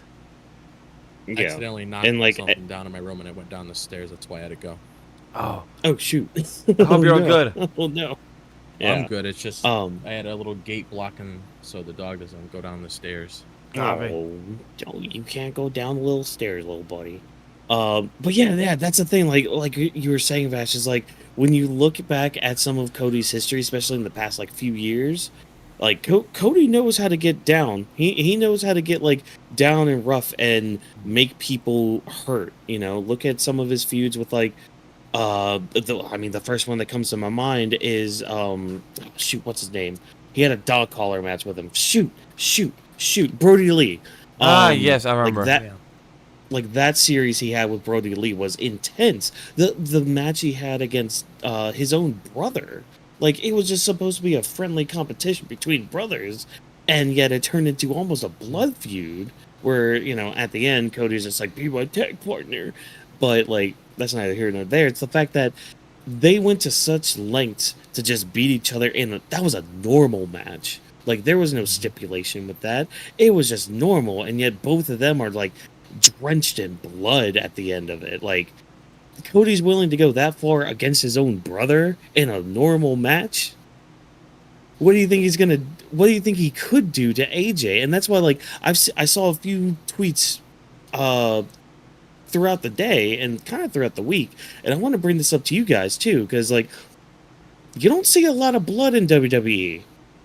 Do you think tomorrow we'll get some sort of blood action with AJ and Cody, whether it's intentional or not? Well, talking about blood, there's a certain PLE that may be coming back that involves blood that give a representation for honoring the first Hell in a Cell. So maybe this is a first test in the waters, and also it's international. So things could change up where we might be seeing blood in this PLE tomorrow of this I Quit match. So anything could go. We might be seeing, and I'm excited for it. So if it happens, like we have seen this past couple weeks after WrestleMania and with WrestleMania, with The Rock cursing, with seeing blood and everything, I think we're slowly transitioning out of the PG era more and more, and testing what works, when it's the right time, the right execution, them seeing data, everything going on. I think they're ready to bring back blood on a full scale. Of course, not every single fight, and of course not every single week, but as long as that it feels the right opportunity and it doesn't feel forced. Right. Yeah. I just, I think the only thing I'll say is just, as long as they do things healthily and be safe, then do what you want. Just be careful. That's all I got to say. But the thing about these matches, I was gonna say the thing is, adding on to the question you asked, could we potentially see it there? The thing about matches when we have blood every so often, it actually makes the match feel special, because the way that AEW does it, sometimes they always have to involve blood and almost every single match. Like, not every single match, but like depending on like what match it is, there's always has to be blood involved in it. But like the way that WWE does it sometimes, it's like very rare. So like in order to add like that extra fuel to the match, they add some color to it to make it feel like more special, if that makes any sense. So I could definitely see Cody and AJ going to that extent if they really have to. Because I actually saw a picture floating around of like John Cena recently, where people are like making memes saying this is Cody after he retains the title at Clash of the Castle, and it was a match that John Cena had. Was it the JBL one? Up. Yeah, it was the JBL one. It was like his whole body was like all covered with blood after that match. I'm not sure if it'll be to that extent, but I can definitely see some color. I remember watching that match live. It was glorious. It was glorious just watching JBL whimper and cower. Oh gosh. Oh man. But yeah, so it's not going to be easy for either of them. I mean, AJ said that, but he also said that he's going to do whatever he has to do to win the title, and whatever he has to do, we'll see it tomorrow how far they're both willing to go. But you know, as hot as that segment is, and as hot as this crowd is, we kind of need to cool down a little bit. We can't be so hot, or else we'll get overheated. So, what do you guys think? You want to jump in the pool? I know a good one down in Puerto Rico. I do know somebody that also lost to a 14-year-old in Tetris, right? Really? Oh wow, that's crazy. Who would ever lose to a 14-year-old in Tetris? I was going to make another meme, but I decided not to. Oh, you should. Wait, what was it going to be? Twitter chat. Oh. Nah, I mean, I can say it. But LA Knight, he flew all the way out to Puerto Rico to go to Logan's house. By the way, I'm not sure if it's Logan's house, because I also saw in the comment section that is Jake's Paul house. But Logan went to go to his house over Puerto Rico over the weekend. At the end of the day, LA Knight went to Logan's house. He was there over the weekend. Either way, chat, comments, it don't fucking matter. LA Knight literally did a home invasion and literally was swimming in the pool. And I love how this random bozo of our boy Logan Paul, he goes out the door. He said, "Yeah, your friend from LA, you know, arrived and he's by the pool." Logan reaction like, "Wait, a friend from LA?" He's like, "Wait a minute, LA?" And he was just walking there like, he was just like, "Wait a minute, I know who is this dude, LA? Bitch ass, get the fuck out of my damn pool." I just love that reaction of Logan's reaction, like, "Get your white ass out of my pool, get you." And just how cool, just how cool LA Knight is about it. He's just like, "Man, I just wanted to cool off, just wanted to hang out a bit, was waiting for you all day." I do want to point out though, really quick, before we keep talking about it, I only had one issue with this whole segment. It was the fact that the U.S. title was already there when it was like, at least to me, how I was looking at it is like, okay, Logan Paul is coming back home from this Tetris thing. He had a suitcase and all that with him. We just saw that he had the title with him at the Tetris thing. Why is it just chilling on a chair while LA Knight's there? Like, that kind of took me out of it a little bit, but like everything else about this segment was chef's kiss, or as the kids say, cinema. Like the kids say, it's cinema. But it just really balances well with Logan doing what he's doing. Like, he's just doing his side quests with Tetris. He's losing to Fortune, you know. And I'm shocked that the company of WWE Smackdown actually show the whole Tetris type of tournament with Logan and Corey Graves saying like he lost to a 14-year-old and everything. So that was pretty unexpected, them actually promoting it. But it makes sense because, you know, Logan Paul's involved with it. But to have LA Knight there by the pool and him just walking out like, all right, cool, I'm gonna get up. You know, it just sucks that you could have been here earlier. We could have just chill chat in the pool. I'm like, you was not gonna chill chat. You would have been doing wrestling moves, just jumping off the pool like us kids have always have done as kids, and probably as adults we still do. So just to have LA Knight literally just walk up, grab the shoes, just literally just, all right, bye, I'm leaving. And Corey goes like, damn, he flew out all the way to Puerto Rico. I'm like, yes. Didn't AJ Styles do the same thing? He went all the way to Australia just to get LA Knight in the Elimination Chamber. Same shit. Yeah. I love it. I love the pettiness that's going on with superstars. Drop, how do you feel about this awesome segment? Oh, I loved it. Like, honestly, like I mentioned before, as soon as I found out that they were gonna start the Logan Paul and LA feud, I was getting like really hyped for it because it's something that I've been waiting on for so long because we knew it was gonna happen down the road eventually. So now that we're finally seeing in action, it makes me really happy. And I like how this is like the second time that LA Knight's like invaded somebody's home. The first time it was like AJ and he confronted him around WrestleMania season. And then now we have him invading Logan's home in like Puerto Rico, and it's just funny. I love it. Oh yeah. But yeah, we're gonna be seeing some sort of. Starting to make me.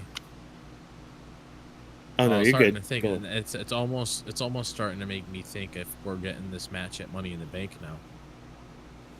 Either Money in the Bank, unless but Carmelo dips his head in. True, yeah. But we are going to be getting some sort of confrontation with them next week in Chicago. Yes, for sure we are. I do. Oh god. That's good. Oh, that's going to be good. They're in Chicago. In Chicago. Yeah. Oh, that's gonna be a good crowd, a good reaction from them, and I can't wait to see the promo where like what type of conversations or what type of things they will butt into each other towards their past. Like I'm really curious to see if LA Knight will talk shit about about his Vine days, his social media days, or things that Logan Paul has done to really put it in the butt for him. Like what type of promo work is gonna be done. I mean, I like how he already responded to the Aladdin line by telling him he's gonna show him the world. Yeah. And basically kick his ass. Like that was, oh god, I heard a bit of that. I'm like, oh, chef's kiss again. That peak cinema, if you will. So yeah, I'm excited for it. The Chicago crowd's gonna blow this up, and just again, yeah, ready for that. But a quick little segment here where Carmelo Hayes kind of pulls a Jey Uso, goes into the crowd, and it's just like, hey, I'm part of the Money in the Bank now. And I think the one thing I want to note from this is there was this old guy just like right behind Carmelo Hayes, and the whole time he's just standing there like he was on cloud 9 or he was on something because he's just standing like behind the guy, like behind Carmelo Hayes, just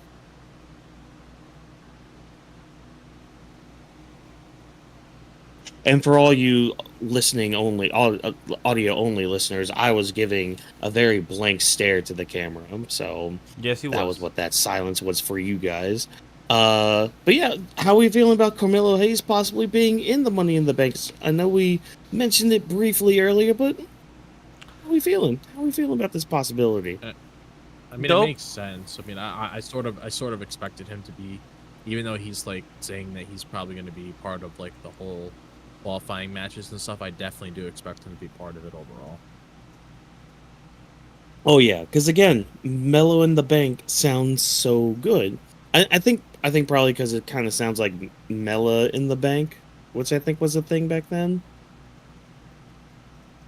I can't remember that far back. It's been a while. It's been a hot minute. So chat, let me know if Mella in the Bank was thing, because hey, Mella is money, because that's Carmella. Maybe it was. So, I don't recall, but overall, yeah, for boy Carmelo, good promo. The guy in the back also threw me off because I was watching him too, and I'm like,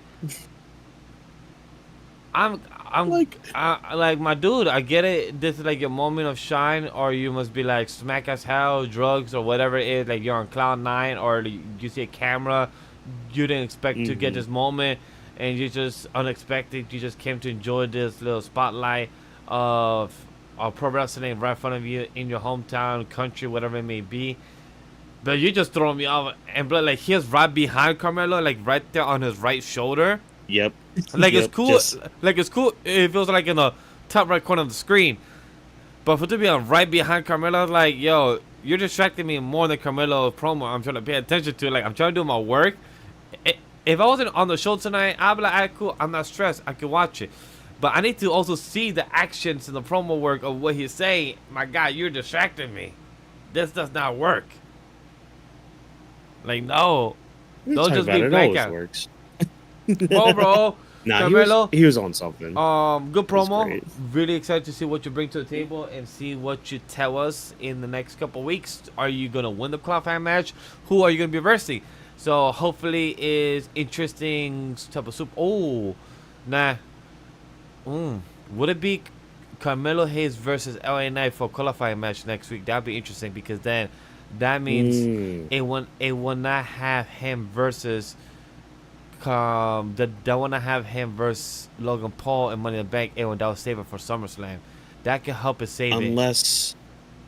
Unless Logan costs LA Knight that match, And then that could make and it LA for Knight. Money in the Bank match Mhm. for United States. That could happen.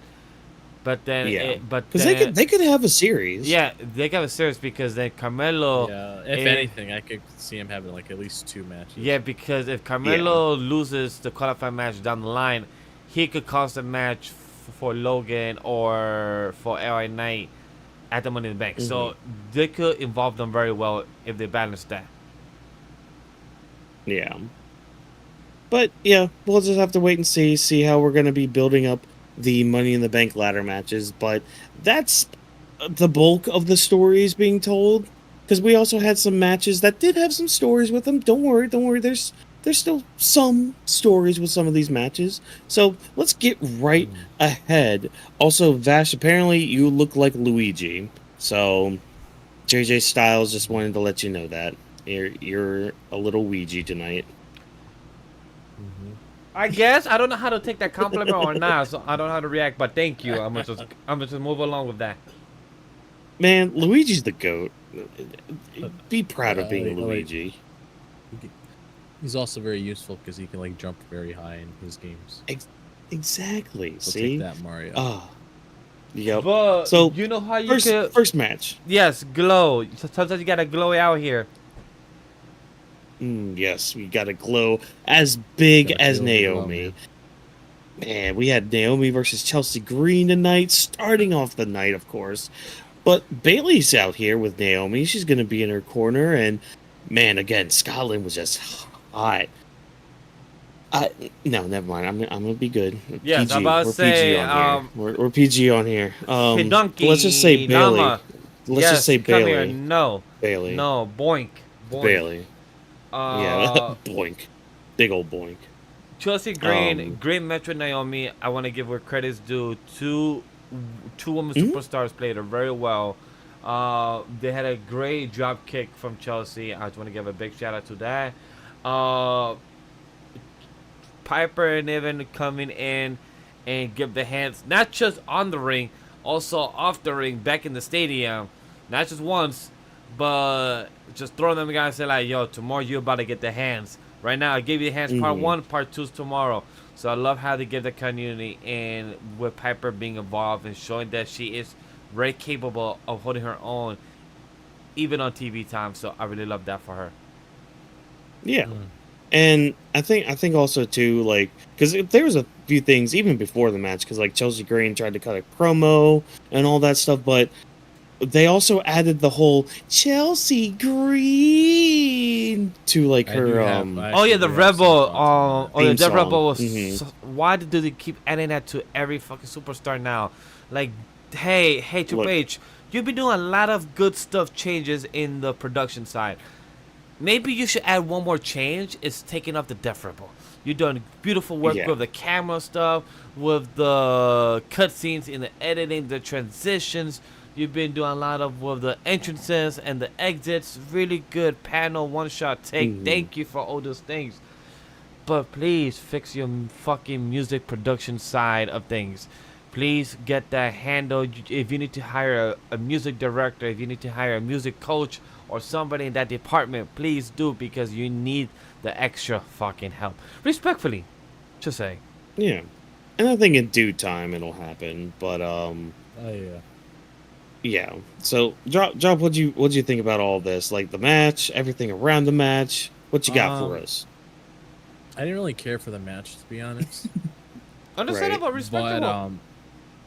But I will add that I don't know why they're adding Chelsea, like the way Samantha says it when she comes out in the beginning of her entrance, and then she does it again. I'm not entirely sure So- why we're doing that. I think that's mainly because Samantha's mainly on Raw. And so I think they're doing that mainly for like the SmackDown side of things, you know? Oh, okay. Yeah, I think that's why they did the change, which also is weird because, you know, when we have these PLEs, especially like overseas, Samantha's usually there, but I guess Yeah. sometimes she's not. So, Yeah, it gets a bit confusing in that aspect. But when the match itself, Naomi and Chelsea Green involving Naomi after the match, it's pretty interesting with a roll up and Naomi and with Bayley walking after together after the match, them giving the flowers due, like, hey, you know, I appreciate for you always sticking by me. You've been supportive even after WrestleMania or after this past couple months. You've been on my corner, and I love the little small things that the production and the writing team have been doing with the small Easter eggs of what Naomi holding the match, the belt. I mean, sorry, not the match. Holding the belt, the title, like trying to let it go, like just slowly holding it and then slowly letting go. When Chelsea Green came here, it was showing that like, hey, she's your friend, but she's also a competitor who wants your title. So like, this is it reminds me like a friendly type of rivalry, and I love that. That Naomi's like not saying like, hey, I'm gonna get your title, but she's like, hey, your title's very nice. It's like, my precious, my precious. Yeah, no, I love that because like Triple H loves planting his little seeds, almost like he's Johnny Appleseed or something. Like he loves just planting those for just later on, so that way the trees can grow, we can grab the fruit, and it'll be great. It'll be awesome. It'll be fan-freaking-tastic. And because like, not only did we get things for like Naomi trying to go after Bayley's title, but like we're introducing Tatum Paxley even more. Or not Tatum Paxley. So, oh my gosh, I've got Tatum Paxley on the mind. Blair Davenport. Blair Davenport, correct. Yeah. So that's also a great addition. It's even Bayley said, no, don't worry about her. Yeah, Not yet. Ignore her. Don't worry about her. Yeah. Sorry, I got Tatum Paxley on the mind since she went to They're TNA both goth girls, for the night. so I can see why. Yeah. Yeah. But yeah, so again, we're just planting more seeds. Throughout the day, as I've been seeing some stuff from like the kickoff show and all that, kind of getting more behind Piper Niven now. You know, like I was already kind of a fan of her already, but like I don't know, just seeing her in her hometown, seeing her kind of open up, like especially the Drew McIntyre, some of the stuff that they posted from their time back in Scotland, like I don't know, I'm really getting behind Piper Niven even more. Like she's starting to become kind of an underrated favorite of mine. I'm in the same boat as you. I would agree in that aspect where I'm excited to see where Piper Niven goes. Like, I was a fan of her. I was a fan of what Chelsea Green and her was doing. Like, I feel like they're succeeding how Zoe Stark and Shayna Baszler should have been. Where they are a tag team, but they could also have their own type of solo runs, and they could help each other back without feeling like a tag team, but trying to betray each other to become a solo team once again. Like, still become a tag team, work behind each other back, but also support each other if you're gonna go for a solo run. And that's what Chelsea Green is doing. She's helping Piper Niven get her type of solo run, and even if she fails this week, they could still go for tag belts or go for solo runs for one or the other. So I love how it's balanced. Like, that's the one thing I want to give where credit is credit due. This is succeeding very well for them. Right. Yeah. It's been doing pretty well for them. But again, you know, we're setting up a bunch of people for the future, for Bayley, for Naomi as well, with the whole Blair Davenport stuff. And, you know, giving time to people like Chelsea Green and Piper Niven, especially Piper Niven. You know, give her more time because she's pretty dang good on the mic. You know, and much like giving a lot of time, hey, Apollo Crews gets more time this week and actually has a match against, well, it was going to be against Angel Garza, but turns out it was actually going to be against Santos Escobar. I think the biggest takeaway from this whole thing, it has nothing to do with Legado del Fantasma. It has nothing to do with any of them. has nothing to do with Apollo Crews. It's the fact that Baron Corbin, of all people, is getting pops. And he's like, okay, since I didn't watch a lot of NXT with him, with like being part of the Wolf Dogs and all that, I didn't really get to fully experience a somewhat babyface Baron Corbin, because I'm still somebody that, like, I remember the dog food. I remember King Corbin. I remember Constable Corbin. Like, I remember that shit. So, to be hearing cheers for Baron Corbin, to see Baron Corbin, like, okay, I did have some sympathy when he was, like, the sad, rough-looking Baron Corbin. There was some sympathy there, but it was more, like, on the comedic sense. But, like, the fact that I'm actually kind of behind Baron Corbin a bit, never thought I'd see the day. Like, it kind of like Austin Theory in a way, where it's just like, I always saw Baron Corbin as a heel. So, I don't know, am I the only one in this? How do you guys feel about this? Like, that kind of, I don't know. Like, I have this knowledge of the past. It's like, okay, Baron Corbin, possible face, question mark? My opinion is less than what Nick will say about this, because he's more consistent with NXT than me. So my quick thoughts about this is Baron Corbin with the Wolf Dogs, I love very well. It was a good reinvention towards Baron Corbin's character. He even told Nick Aldis that, hey, back in NXT, I got to fix myself up, change my character. He said that between those lines, and I love that, because it told the audience that, hey, if you want to see why I am who I am today now, my new character, go check out NXT. This is what I've become because of my tag team partner, Wolf Dog, Braun Breaker himself, who's on Raw now. So I love how Baron Corbin had that quick character recap, as you would, for the audience, like Whawkins, who has not seen NXT, for anybody who has not seen his new introduction, because I was very happy to see him, like, yo, and to see his type of face, to see him helping Apollo, or even being involved, or seeing Apollo there, and seeing the other guys around the ring, Pretty Deadly, and other people being shown during this segment. It made me very happy, because that means Triple H knows what the audience have been asking for over the past couple of weeks. Where's Baron Corbin? Why has this guy not shown up since the King of the Ring qualifying match? Why has Pretty Deadly and all these people have not? Apollo Crews and everything. So even Apollo Crews being involved with Legado de Fantasma, estoy muy feliz. Solo para escuchar todas esas personas estar juntos ahí, I am happy as hell. Yeah, what Vash said. But Drop, how are you feeling about all this with, like, Baron Corbin? And we'll get to the match here shortly, everybody. But yeah, how are you feeling about this Baron Corbin run that we're about to be seeing? I'm honestly happy that things are working out in his favor now, because for the most part in the beginning, not that many people really cared about Corbin. So, like, whenever he came out, people were like, oh, he's just going to be getting squashed, or it's just going to be another silly moment with him.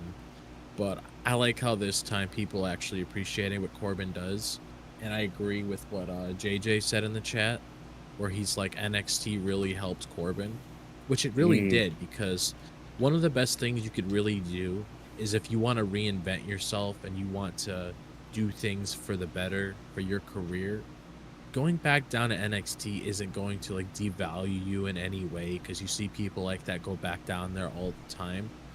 So I like how with Baron Corbin there, he was able to reinvent himself. He was able to find a good character for him to fit in, and he's able to bring that to the main roster. And obviously people that followed him through there saw what he did by himself and what he did with Braun Breaker when he was there in NXT. So I do like how he's getting a proper reaction this time, and people actually appreciate what he does, because this man has, like, one of the coolest finishers in all of wrestling. Oh my god, so dope. The End of Days. And I took up the name, the End of Days. It's so simple. Is it like the End of Days? It's just dope. it's just dope how he does it Yeah. so smooth. That's a very protected finisher, by the way. Yes. I was just gonna say that. I was just gonna say it's like one of the most protective finishers in the business. Like very few people I can think of have actually kicked out of it. Oh, Honestly, really? Kind of like the know RKO in on a the way. top of- Mm-hmm. Yeah, I don't Oh, really yeah. know on the top of my head who has. I want to say Drew was one of them. I Oh, want to say Drew. I was not known about that. It's really But- dope to see and hear. Yeah, I'd have to look that up though. Well, but, overall, yeah, but with Santos, he became the replacement for Angel Garza. He went to talk to Nick Aldis. Santos like, hey, you know, Apollo Cruz wants to be involved with us. And guess what? He's gonna fight me, the leader. All right, so I'll see him tonight. And the match happened. I was entertained. Was I thrilled about the match? No. But I was entertained to see that I'm happy Legado Fantasma is getting a story that does not go very stale and it involves a leadership type of mafia type of vibe, whatever Santos is trying to go for. But is getting involved just because he believes that other people is trying to get their nose into the conversation, and that's not the case. So I really love how Apollo Cruz just I just want to give the hands and show how strong I am, and that's what he did. When he literally holds Santos and literally just walk out and just drop him in the back, I'm like, that's just what I need to see on my screen. Just big beefy man on screen, just showing how strong they are. A big shout out to Big E. So I love seeing that happening. And big meaty men slapping meat. yes, exactly. Big shout out to Big E for that, man. So man. glad to see that's happening for Apollo. Baron Corbin is being involved, taking on Angel Cruz and the other superstar involving Legata Phantom. I can't remember his name. But then Humberto. Yeah, Alberto. But then we have Electra Lopez helping Santos win the match, and I love it how it wasn't won fairly, because I'm like, all right, cool. If Baron Corbin is gonna come and help, Santos still needs to win, because we need to add some value. We need to add, because people need to understand, the chat needs to understand that if we want these type of factions to succeed or feel dominant, like Legata Fantasma, like the Bloodline, and these other type of heel factions, we need to have stock to their faction. Like, how can we feel their dominance, them being strong, them being against the baby faces, and that's what to do. Electra Lopez helped Santos win, but it wasn't a clean win. So now Apollo Cruz could ask for another match or versus somebody else, or now it could be a tag match with Baron Corbin. So I love that they're getting type of spotlight and having some stock for the faction and for the babyface losing, but it gives them more time to build up for the story. So right now it may not seem interesting, but it's because they're planting the seeds, and I'm glad they're at least trying to see where these stories could go, even if there was no interest in the beginning. As long as you build it up to a route that you can actually pull the fans in for it. Yeah, and yeah, I agree with all that too. Plus, also another thing to kind of remember too, because I doubt they're done with this part too. Andrade's kind of involved in this as well, because Angel was trying to recruit him and all that. Yeah. So there's a possibility we could see just like a short team up of Andrade, Baron Corbin, and Apollo Crews against Legado. But even in that situation, me personally, I would want Legado to go over because they're the more established team, you know? And hopefully it would lead to Andrade doing more single stuff beyond that as well. And kind of the same with Escobar too. I want him to do a lot more. But I think the main thing with this match is like Apollo and Santos, they have really good chemistry. They're both like very speedy. They can match speeds pretty well. It's just Apollo just has Escobar beat in the power department, and we saw that, like what you were saying, Vash, with like that press that Apollo does and just dropping Escobar to the ground and then immediately doing that standing moonsault, which always looks beautiful when he does it. Yeah, it was But so well. Drop. Did you give any thoughts about the match itself? No, all I really No. cared for was honestly like the Baron Corbin bit. Alright, yeah. Did you Yeah. care about Ashante, Pretty Deadly, I mean, it was Andre? nice to see that they're still alive, so that's a good Yeah. thing. Yeah, them and Pretty Deadly. Like I'm not gonna lie, I thought about Pretty Deadly earlier today. I'm like, wow, they haven't done anything And a in black, the the longest last time time. and the plus I last like time that the that they were graphic was there nice for is- them as well. The last time that they were there is actually when they had SmackDown over in my area, so that was like around March. Yeah. But Oh man. Walker, it seems like that's it for this conversation. What is the chat Yeah. talking about for us to transition into? Look. First of all, before we even start this part, you had me dying just the way you even announced this during your stampede. So, you know what? I think I'm just gonna drop. I don't know about you. Let's see if Vash can correctly and accurately describe thoughts about Nia Jax versus Machine in 45 seconds or less. So let's see. So chat. Hold on. Let me actually. Hold on. Let me get my timer. I'm gonna get my timer. We're gonna do this live. I'm gonna make sure. Yeah, I'm not gonna tell you when you pass. pass it either. All right, got it cool. Hold right on. here. Where? All right. So perfect. Drop has All it right. ready, and Vash All right, fans ready? say, "Okay, good," because that's all it needs. So let's see if I can actually get it done. I'll actually have it on the screen too. Oh, Alright. okay, perfect. Even better. All I'm right, not when I gonna pay say attention to it, go. though. I'm not gonna pay attention. All right, good. Oh, I'm done. gonna I'm gonna say go. Ready? 3, 2, 1, go. Why are we gonna have the Queen of the Ring come into the match, and we have Mitchin, who's been actually doing more in NXT than the main roster? She had a match versus an NXT superstar, Jada Parker, and she's versing the Queen of the Ring.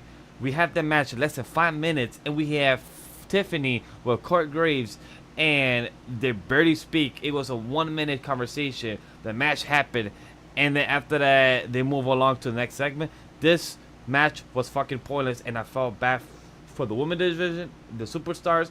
Why do we need this if we're not going to get it more than 10 minutes or at least to 15 minutes? Because she's the damn fucking Queen of the Ring that's going to be leading up for SummerSlam for Bayley. What the fuck is going on there? That's about it. Oh, 45 on the dot. Roughly, yeah. Yeah. When he was done, it was like crossing the 45-second mark. Okay. All right. People clip that to make sure to see if he's BSing or not. Yeah, we're just setting up the team. That's basically it. Yeah. See what happens at like, SummerSlam. Also, Cool. man, like you're gonna have Tiff to literally promote that. Corey Graves asked her, Yeah. so why you here? Oh, because she's the Queen of the Ring and she's the best one to go alongside with her. Okay, cool. Okay, match ended. I'm like, wait, what? That's it? Like that was literally what they spoke about, one topic, and then match Well, like, ended you can- literally the next minute after. And like you can tell in like the tone that Tiffany is using in her voice that she's only using Nia. Like you could tell yeah. easily in her voice, like, yeah, she's great. It's like, nah, your character does not believe that. Nah, your character is just trying to push through, trying to piggyback on all this, you know. All right, fine. Well, we'll see where that goes and all that. Oh, Yeah. but one thing that I noticed, it was sped up. The way that Nia hit Mitchin and then she dragged her in a fast speed, did Oh, her yeah. finisher, and then it was 1, 2, 3, and then that's it. Once I started dragging in a fast pace, I felt like the ref told her, okay, you guys got to finish this in the next 20 seconds. That's what it felt like the ref told them, that they got to wrap it up, and then the match was done. It was way too Yeah. fast. Yep. Yeah. But So yeah. go ahead, Drop. What'd you feel? What is your last do you have thoughts? 45 seconds? I'm honestly, you could just hit me with a GTS because I just wanted to go to sleep. You know what's funny? I saw you like do that with your hands earlier, and I was like, wait, is he like motioning for somebody to go to sleep? Oh no, I need to watch myself right now. Oh man. But hey, But you know, we don't need to have a SmackDown overall thoughts because I think we're good. Yeah. We spoke every single segment. The time codes will be down below, guys, if you want to check our all conversation. Because I'd rather save our last topic for our predictions for tomorrow. Because this makes some SmackDown was sense. good. It was fun. It was the go home show for tomorrow of Clash of the Castle. Yeah. Yeah. Or later today, whichever you feel like. Ah, man. But speaking of the old Clash of the Castle, hey everybody, ladies and gentlemen, boys and girls, and ignorant children of the Isles everywhere. We gotta talk very briefly on Clash of the Castle. Our predictions. We're gonna be doing this quick fire, quick and easy, boom, boom, boom, ready, set, done. Hopefully you guys are ready for all this lovely stuff. So first off, the women's tag team titles are on the line. Bianca Belair and Jade Cargill defend against Alba Fire and Isla Dawn and Shayna Baszler and Zoe Stark. I believe the champs will retain in this match. I Vash, believe it who you will got? be Bianca Belair and Jade Cargill will be winning as well. And a big shout out to Mark Henry because our girl Samantha also took a whole three of them a picture saying the Charlie Angels version for Mark Henry, which was a big shout out to them. So I just want to quote that. How about you, Drop? Oh, I love Who is your prediction? I'm gonna say Bianca and Jade, only because I feel like it's not really time for them to lose the belts yet, Yep. and I feel like it's gonna be a while until it gets to that point. Like probably towards the end of the year, you start getting that little tension building between the both of them, and then that's probably when they'll lose the belts because I don't really see. Well, I'll talk a little bit more about that once we get to it. Once we finish Clash of the Castle, we started talking about stuff going on in the summer. But yeah, Bianca Belair and Jade is my pick. Copy. Perfect. Excellent. Next on our little card lineup list thing, we have the IC title on the line. Sami Zayn is defending against a very nasty, very bad Chad Gable. And you people may hate me for going with this. I don't care. Sami Zayn's going to retain because I think he has other people down the road that are going to destroy him. Maybe not, hopefully, through a car. I don't know. We'll see. But that person will probably destroy Sami Zayn for the IC title. Vash, who you got? Or maybe it being thrown to a truck and then to a concrete floor. That could also happen. But hey, Sami Zayn will also be retaining because my boy Chad Gable, I don't think is right your time. It is your time to be the main event. It is your time to be on the spotlight. And it's your time to continue the story. But no, it's not your time to win in Scotland as of yet for the IC title. You'll be getting that another time, maybe in the summertime, or maybe versing another big, strong man as Braun Breaker himself for the title. Who knows down the line? But Sami Zayn is my choice. How about you, Drop? I mean, the thing is, like, this is like a toss-up because it could go either way. Because, like, if you look at it like this, really, who does Sammy really have lined up for him right now? Because you can't really throw Braun Breaker in like a mid-card title picture right away. So, in my eye, and Sammy's also much bigger than this title. Just gonna throw that out there. But I'm just gonna say this to be different. I kind of want Chad. I want Gable to win this. That's my personal prediction. Okay. Because I feel like you can't be having like all of the faces winning every single match. You got to throw in something where a heel actually wins a match. So I'm gonna say Chad Gable.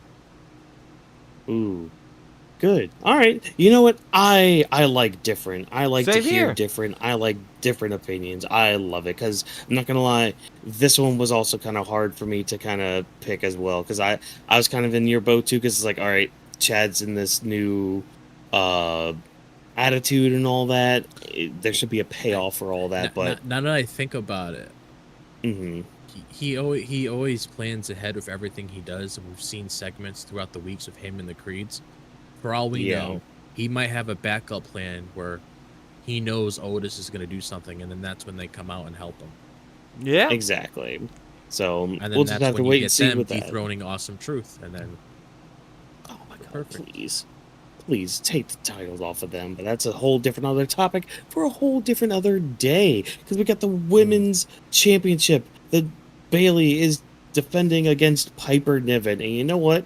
I'm going to take a page out of you, Drop. I'm going to take a page out of you.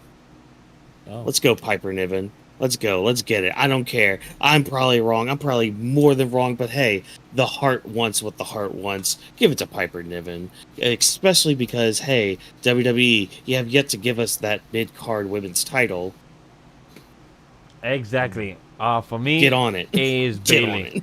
I support Bayley, Yes. and she will be winning. That's Yeah. my choice. She will be the champion for this night because she is the only women's champion. Nope, yeah, Liv don't get a match, so it will be Bayley for sure. Can't wait to see what she shows, but I'm excited for Piper Niven to give what she can in her hometown. Sorry, wait, not her hometown, her home country, and show what it takes and show the WWE universe that she is what she can and she talks what she walks. I can't wait to see it. I'm gonna say Yeah. Bayley too. I'm pretty confident that Bayley's gonna take this. Yeah. That's the brain choice, but I'm going to go to heart with this one. The heart's going to, destroy me again. But hey, for the WWE Undisputed title, we have Cody Rhodes versus AJ Styles. And you know what? I don't think we need to go one by one. At the count of 3, let's just all say our predictions. Are you ready? 3, 2, 1. AJ Cody.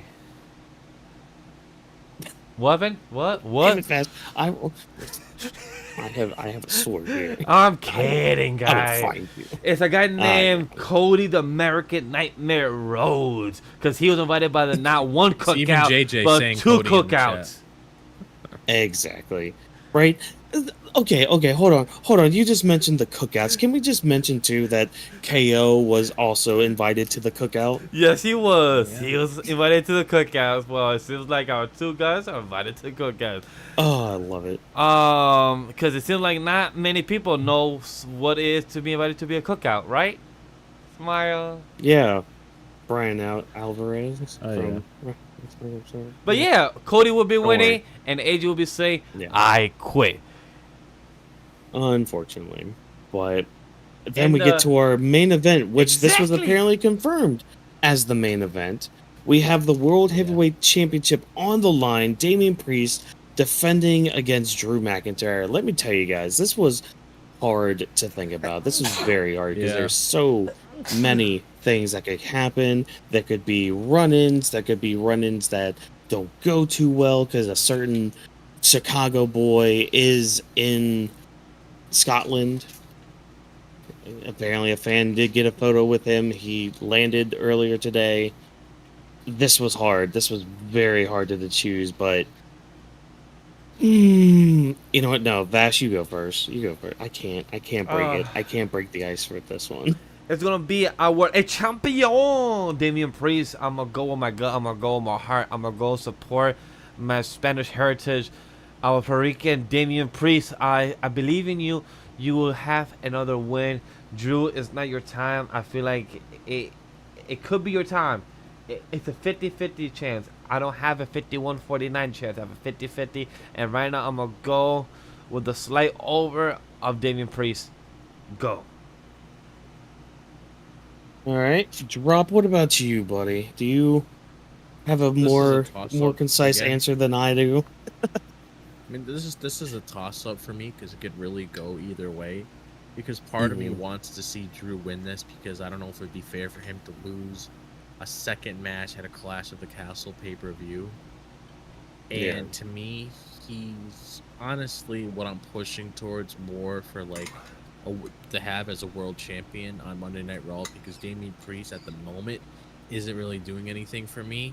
Yeah, But he's it's been like at slacking. the same time, it's like I can't really see Drew just walking into this scot-free because it just seems like when he won that match on Monday against Judgment Day, everything wasn't going to be like a walk in the park where he goes up against Priest and he wins it just like that. So I'm gonna stick Yeah. with my gut, and I'm gonna say Priest, only because I feel like Punk's gonna get involved, because Punk would wanna embarrass him in his country, which you could add more layers to that feud. So I'm gonna say Damian Priest. Okay. Hey Siri. Okay, hold on. First of all, you both said Priest, right? No. Yeah. Wait. Oh, yeah. We both said Priest? I did, yeah. Okay, so Yeah. yes, so we did say Priest. I think you Okay. said Drew for a second. All My right. apologies. So we both said Priest. Do y'all I want that. Do y'all but do y'all want heads or tails? Heads. Drop his heads good I'll for take you. I'll take tails. Well, you're both going for Priest, so heads or tails. for Okay, both yeah. of you. Heads is Priest heads. All right. Okay, Yeah, all right. Priest will be heads. All right. Hey Siri. Heads or tails? All right, I'm going Damian Priest as well. He's gonna retain.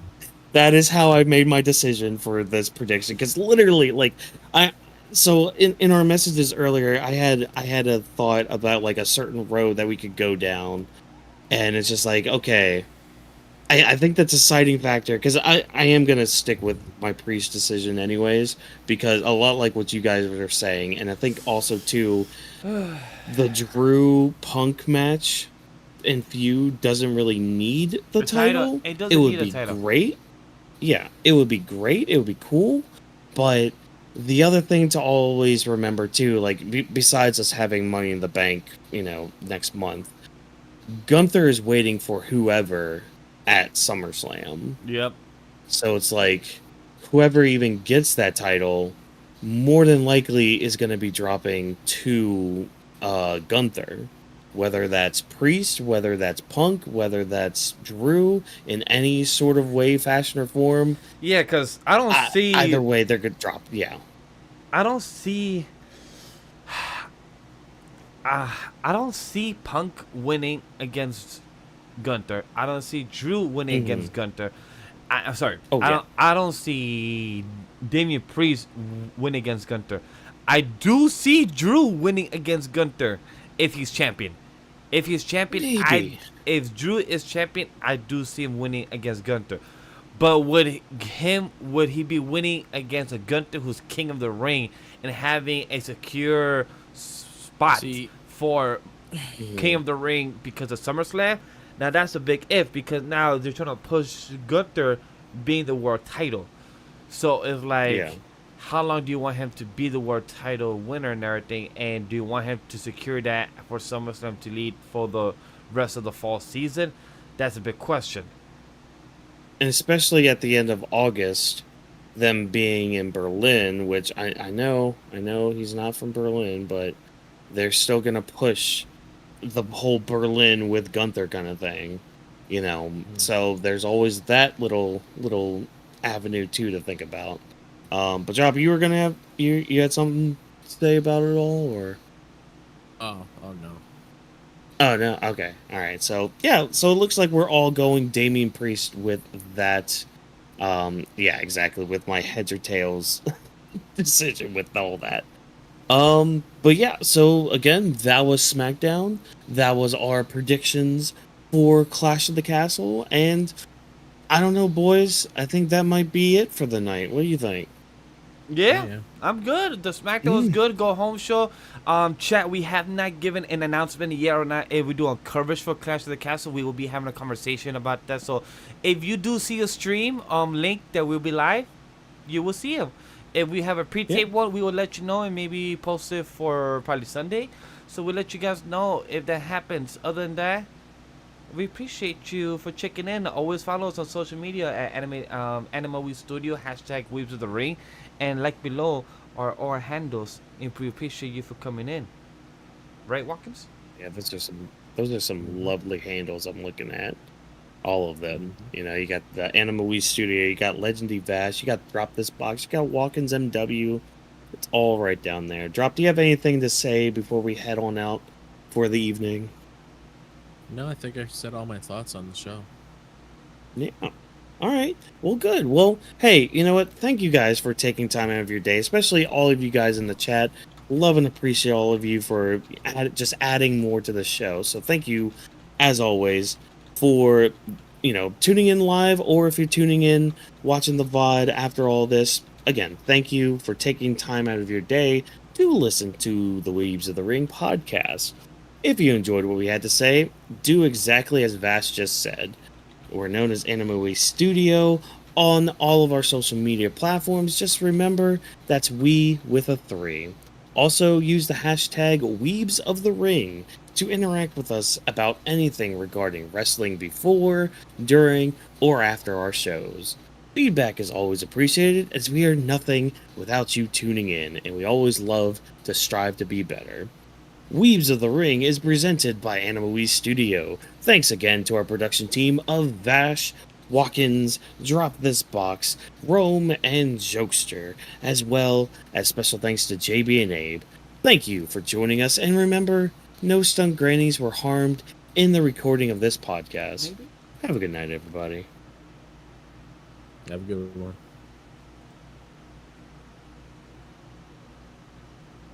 Bye-bye.